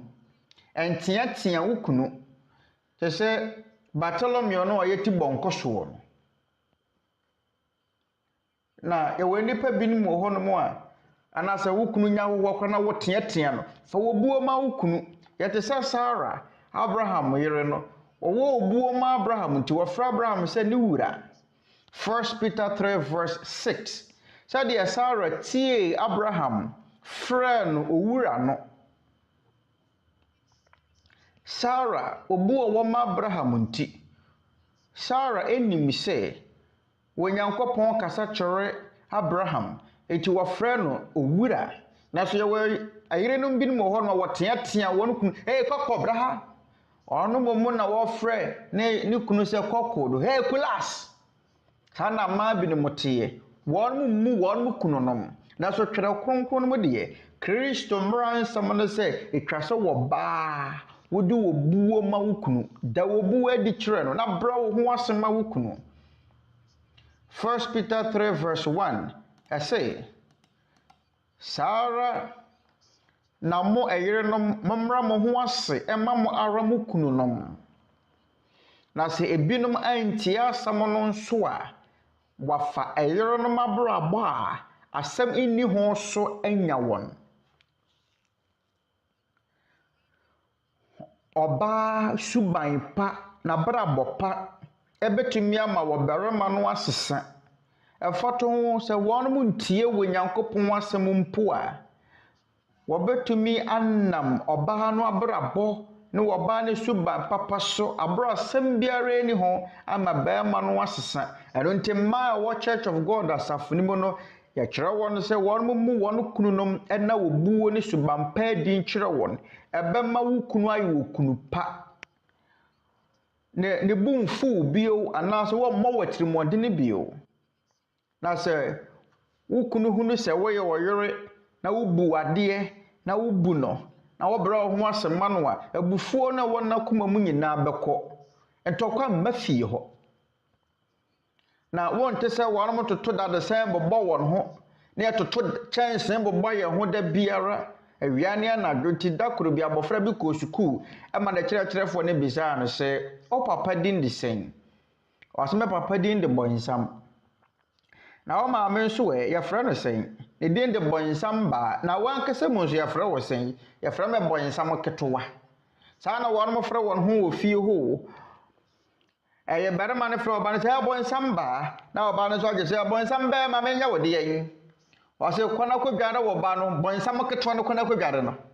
enti wɔn de wɔn yɛ bɔnsamfoɔ abusua bɔnsam barima ne bɔnsam baa ade nkyerɛ sɛ no ne asɛm abɔfra no teɛ da bia na wɔfoɔ frɛ wɔn ho bɔnsamfoɔ kane na wɔfrɛ no wɔdɔ yɛ wu makoma mu tɔfe ɛna deɛ yɛ nte saa bio ɛna deɛ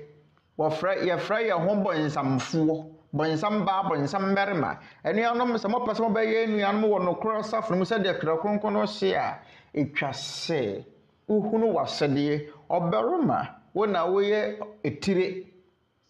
ɛna wɔyere nso wohyɛ wo kunu ase fa obuo ma wo kunu mmarima mo na mo yere no yɛwɔ no ma pie keka ho yɛmmerɛ ni sadeɛ nanso monim deɛ yɛntumi yɛ sɛ mo mmienu nyinaa mo suro wɔ Nyankopɔn a adeɛ baako a wohia wɔ mu wɔ Pɔma yɛnkenkan 1 Corinthians 7 verse 14 ase na wɔkunu a wɔnyi nie no ho ate wɔ ɔyere no mu na ɔyere a wɔnyi nie no ho ate wɔ kunu no mu anya saa adeɛ a na mɔmma ho wɔ fi na afei deɛ wɔn ho ate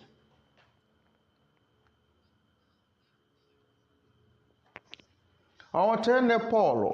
ɛkyerɛ nneɛma mmienu wɔ ha yi na sɛ ɔbarima no yɛ ogyidini a na sɛ ɔbaa no nso yɛ ogyidini a wɔn baa no nyinaa ho ate na wɔn mma nso ani gye no wɔbɛyɛ kronkron sɛ nte saa na sɛ ɔbarima no nyɛ kronkron a ɛnɛ mma nso ho nte anuanom ahunu nsunsuansoa Nyankopɔn asɛm no tumi ɛwɔ matumi de ba sɛ mo mmienu nyina mo yɛ agyidifoɔ na sɛ mo mmienu nyina mo ho ate a mo mma nso ho bɛte mo betumi atenetene wɔn mo nya mmɔfra a onum nubɔne mo mma ɛma mɛyɛ mmɔfra wɔyɛ asoɔdenefoɔ sɛ mo baa no nyina mo yɛ setie ma wɔ Nyankopɔn a mo nya ɛma bebree a wɔyɛ asoɔdenefoɔ nɛ yɛ wɔn nkɔla pii no ana wɔ hɔ a wɔn nyiniye bosha na so wa hyase yakotie na wofoɔ eversɛ sɛ okunu no na wɔyere na na agya no nyinaa yɛ kronkron a mo betumi adi mo man ni mo kana kwa ahotie mu na sɛ nte saa de a ɛna mo ma ho nte ɛmɔfra ne benyini aba abɛdane nnipa wɔn firi Nyankopɔn yɛma bɛba benyini abɛdane wiasefoɔ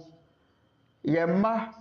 ɛbenyini aba abɛyɛ asoɔdenefoɔ na so sɛ wonyankopɔn hunu sɛ mo mmienu nyinaa mo yɛ kronkronfo a mfasoɔ ne ade betumi asinie na wonyensan wo ba ne mpo na wonyankopɔn ahyira no dada.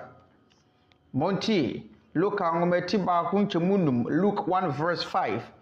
Yuda hene Herode berɛ so no ɔsɔfoɔ bi tena ase a wɔfrɛ no Zakaria ofiri Abia asɔfokuo mu na ne yere yɛ Aaron ɛmama no mu bi a wɔfrɛ no Elizabeth. Na wɔn baanu nyinaa tene wɔ Nyankopɔn anim di Awurade ahyɛdeɛ ɛna tene na ɛdeɛ nyinaa so a ɛho ni asɛm. Okunu no wɔ yere bi sɛdeɛ Luka ɛkaeɛ no Zakaria ne Elizabeth wɔnom yɛ Yohane suboni awofoɔ ɔno no wɔbɔɔ ne Awurade Yesu Kristo asuo saa okunu no wɔ yere wɔn baanu nyinaa yɛ ateneneefoɔ wɔ Nyankopɔn anim wɔn mu di Nyankopɔn ahyɛdeɛ ne tene na ɛdeɛ nyinaa so a ɛho ni asɛm biara.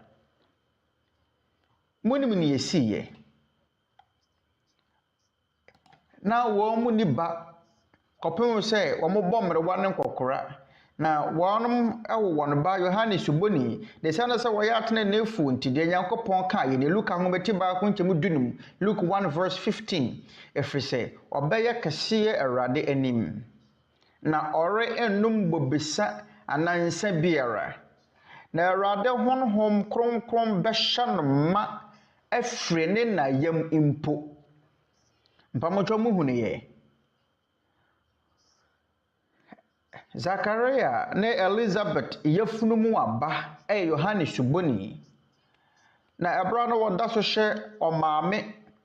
Elizabeth yafunu mu wɔ no na honhom kronkron ahyɛ no ma na Yohane suboni nyiniyɛ bɛyɛ wɔtene ne wɔ Nyankopɔn anim. Yohane suboni na wɔyɛ nipa tene ne kɛseɛ adenkyera ɛfiri sɛ wɔyɛ wo kunu no wɔyere ateneneefoɔ yafunu mu aba arontianuanom mopɛ sɛ mɔmma nso mbɛyɛ akronkronfoɔ anaa mopɛ sɛ mɔmma mbɛyɛ ateneneefoɔ anaa ɛne montena bɔ mu sɛ wo kunu no wɔyere sɛdeɛ wɔ Nyankopɔn asɛm kyerɛ na mmea nkasa mede m'ani wahunu yɛn wɔ anuanom wɔ Church of God asafo yi mu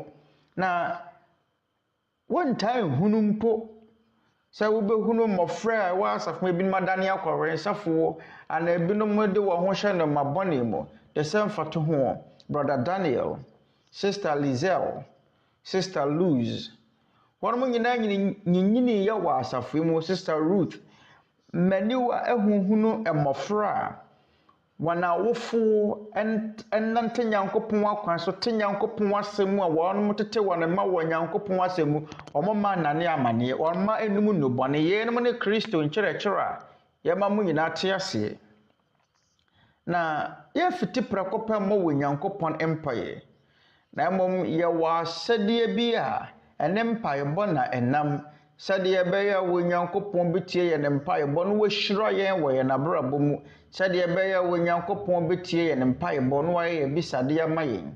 ɛde kan sɛdeɛ ɛbɛtumi akyerɛkyerɛ abusua bi Nyankopɔn asɛm afei adepa bɛn na sɛ wɔ Nyankopɔn tie abusuafoɔ anafiefoɔ a wɔ Nyankopɔn asafo no mu mpaebɔ mfasoɔ bɛn na de brɛ wɔn afato ho agya anaasɛ ɛna a wɔne ma nyinaa firi wɔ Nyankopɔn mu sɛ wɔn bɔ mpaeɛ a wɔ Nyankopɔn etie wɔn ɛnuanom mɛsan so tonsa frɛ mo bio mɛne da so sɛ mo bu mfu mesra mo ada mo nsa ne mmara mo bɛsua Kristo mmara nsɛm bebree ebi a mo amu na mo bɛka sɛ mo sua no ma bebree a mo ansua mfiri nsɔre foforo mo fa ko ana mo wɔ mo ma yɛ nwene sɛ ebi a mɛto ahyɛ mo so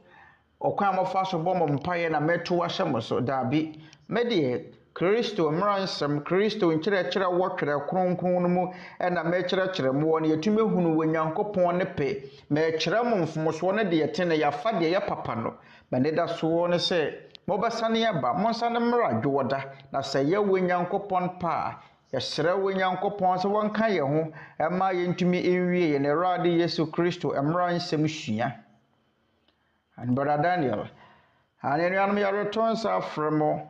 aba Awurade Mmara Nsɛm foforɔ ase yɛbɛba so dwoɔda sɛ yɛwɔ Nyankopɔn pa ɛno bɛyɛ da ɛtɔ so nsia dwoɔda Filipia no mmerɛ mu na yɛbɛkɔ so wɔ mmeammea ahodoɔ wɔ wiase afa na nyinaa sɛdeɛ mu kurom mmerɛ teɛ ɛne kasa biara mutie dwumadie nso wɔ mu no tie biara no na bio yɛda wɔ Nyankopɔn ase na yɛda mu biara nso a ɔbɛka yɛn ho ma yɛtie yɛn Awurade Yesu Kristo Mmara Nsɛm no ase na yɛsan so reto nsa afrɛ mo sɛ yɛwɔ dwumadie ahodoɔ bebree no a mobɛtumi atie no wɔ UNTV so na mobɛtumi nso ahwɛ bi wɔ yɛn nkɔmmɔdi bi ahodoɔ so anaasɛ yɛn social media account ahodoɔ so yɛwɔ apaawa bebree wɔ hɔ a mobɛtumi ahwɛ no wɔ yɛn YouTube channel so ɛne yɛn nkɔmmɔdi bi ahodoɔ a yɛde di dwuma ɛwɔ afidintentan kɛseɛ no so wɔ ɛyɛ dwumadi a ɛredi ahim na yɛne da soɔ ne sɛ yɛwɔ Nyankopɔn ne pa a yɛbɛsa ne hunu yɛn ho bio dwoɔda mobɛnya mmerɛ ne adagye aba bɛtie Nyankopɔn asɛm yɛda mo ase sɛ mobɛka yɛn ho animuonyam ne yɛne die ne yɛyɛ yie nka wɔ Nyankopɔn daa na nsa ne yɛbɛpɔn no bɛsrɛ mo ada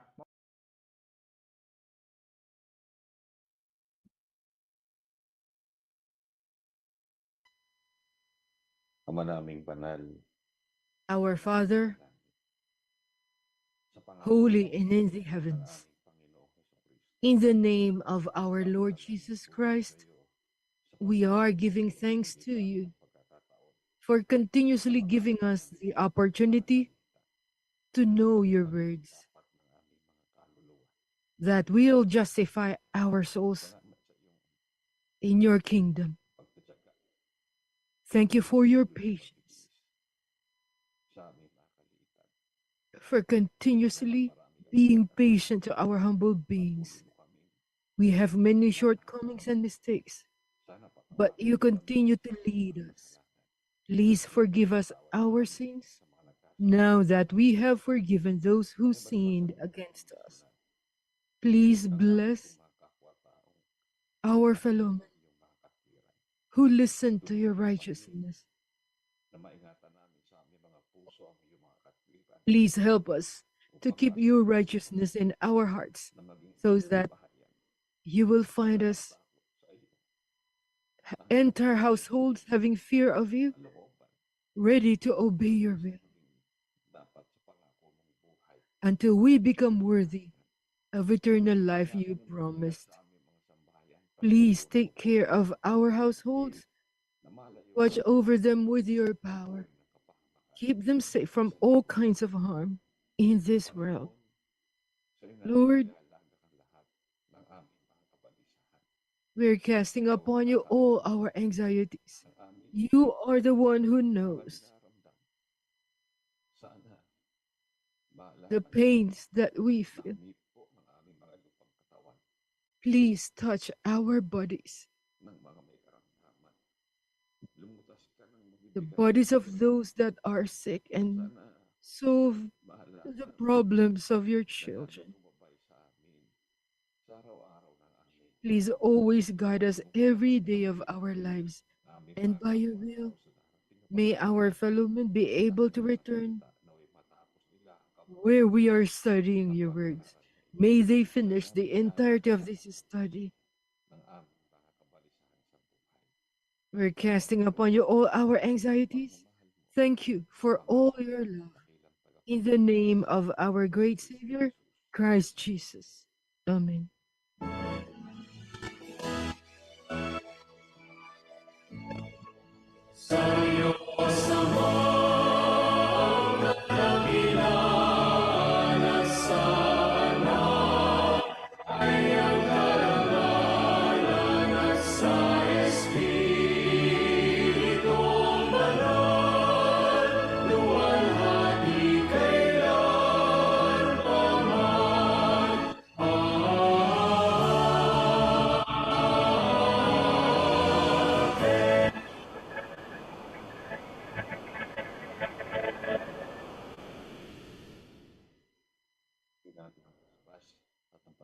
Let us receive the blessings and the love of the Father God in the heavens, the grace, salvation, and healing of our Lord Jesus Christ, and the communion of the Holy Spirit always rule in our hearts, forever and ever. Amen.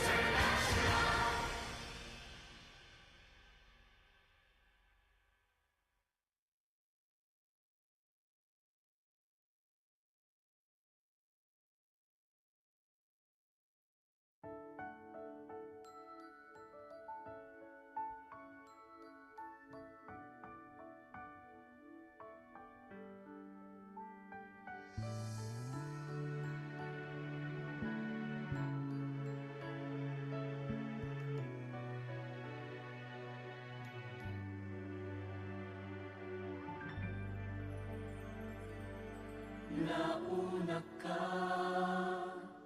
inibig mo ako, di man nararapat. Sa tulad ko, ang halaga'y wala, awa mo ay sapat. Kaya't ngayon pag-ibig sa'yo nauna ka. Salamat po, Ama, nauna ka.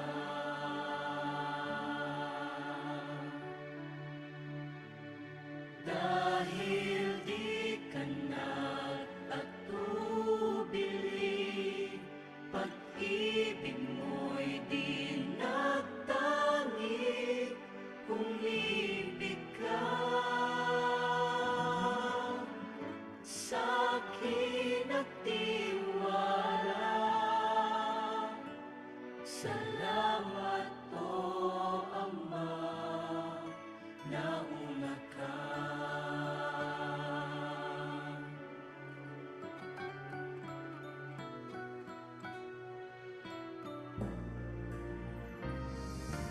Nauna ka, sumampalataya sa tulad kong Aba. Umasa ka, magbabago pat sa'yo'y tatalima. Kaya't ngayon ay naniniwala na una ka. Salamat po, Ama, nauna ka. Dahil di ka nag-atubili, pag-ibig mo'y di nagtangi, umibig ka, umasa ka, Ama.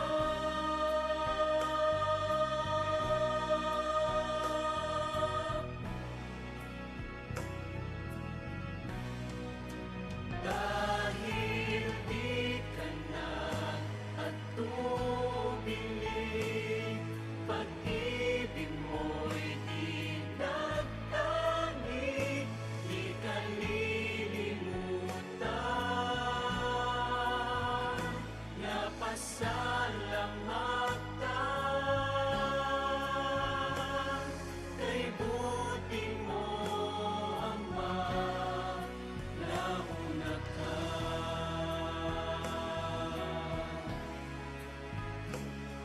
Dakila ka,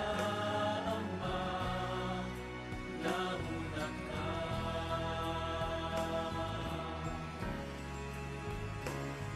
Salamat po, Ama, nauna ka.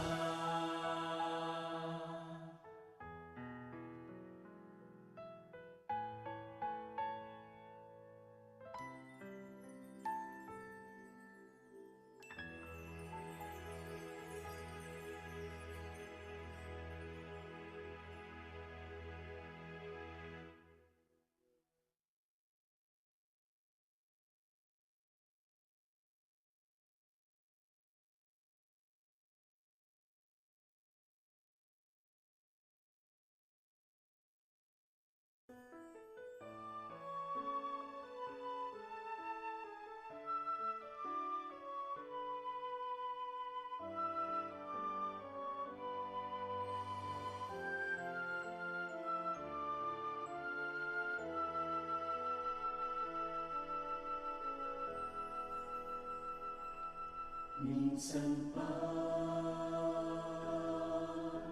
lumalapit, nagsisising puso'y umiibig. O Ama, ay lingapin, kahabagang muli iyong alipin. Kung nasasaktan kita, nagagawa'y mali,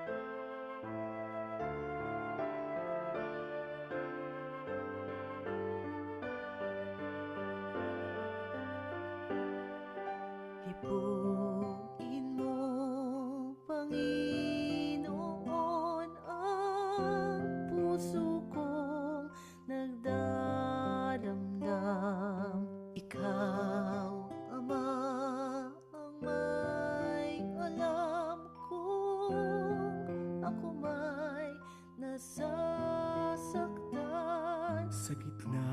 ng mga luha at hirap ng kalooban, pag-asa ko at tiwala, ika'y Diyos na mapagmahal.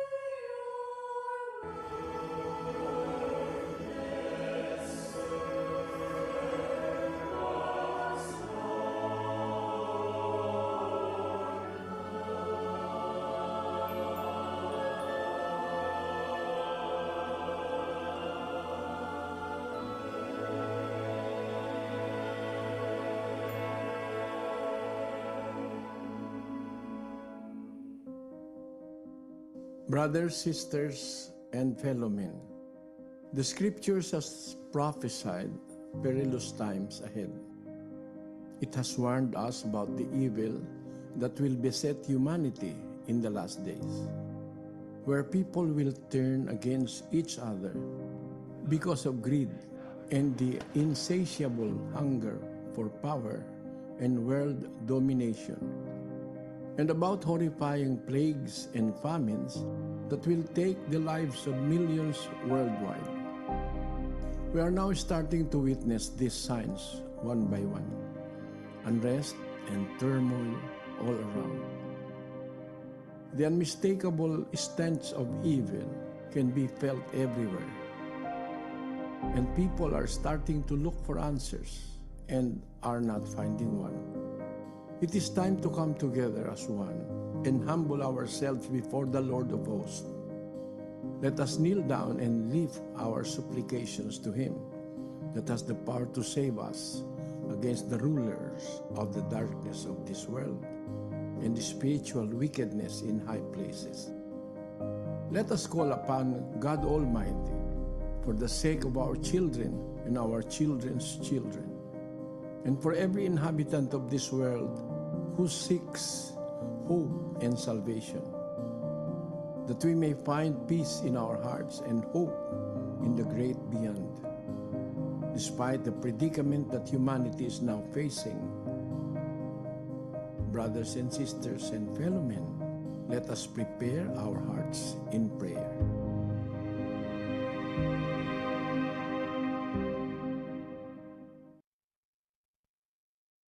Mga kapatid at mga kaibigan, Ama naming nasa mga langit, sa pangalan po ng iyong bugtong na anak, tanggapin mo ang aming taus-pusong pasasalamat. Ama, mula po sa aming mga puso, kami ay kumikilala ng lahat ng kabutihang ginagawa mo sa aming mga buhay. Ikaw ang pinanggagalingan ng lahat ng kabutihang tinatamasa namin. Sampu ng aming buhay at Joy, lakas ng mabuting pagkakataon, including our life and strength upang kami po ay and the good opportunities so that we can continue in our lives. mga hirap, In the midst of many hardships and problems that come, pananatili kami, matitibay, we're able to remain strong pag-asa, because we have hope laging lumilingap sa amin. that we have a God who always cares for us. Sa aming mga kasalanan, Please forgive us our sins. Lord, huwag mo kaming itatakwil. please do not drive us away. Sa aming mga kalikuan, Forgive us our iniquities. Have mercy on our household and our children. sana po mahubog sa pagkatakot at pag-ibig sa iyo. May they be molded in fear and love of you. Please be with those who have problems, Suliranin, mahihirap, those who are in trouble makapanghawak sila sa and difficulties. May they hold on to the hope that we can do everything because of the God who is helping us. Please do not forsake them. We are asking for your mercy for those who are sick. Please touch the pains in their bodies. By your will, our Lord, may they receive healing. Please remember the leaders of nations and those who are in charge of peace and order. Be with them as they care for their people. Lord, please bless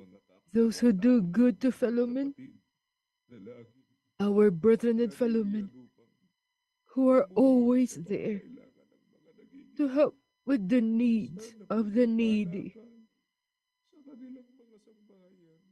Please bless their households. Reward them for their loving kindness in this life and in the life to come.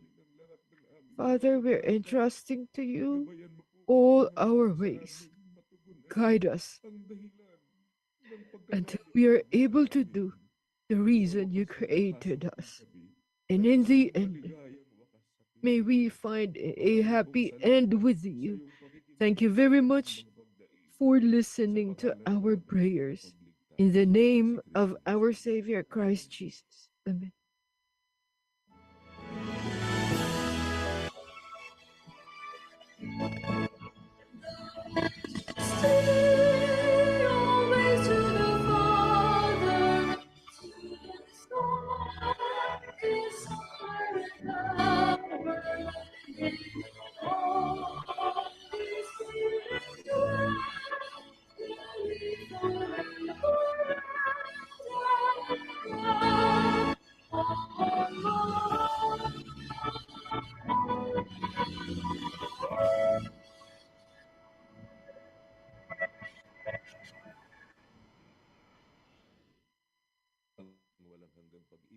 May the eternal love of our Father God in the heavens, the grace of the healing and salvation of our Lord Jesus Christ, and the communion of the Holy Spirit rule in our hearts forever and ever. Amen.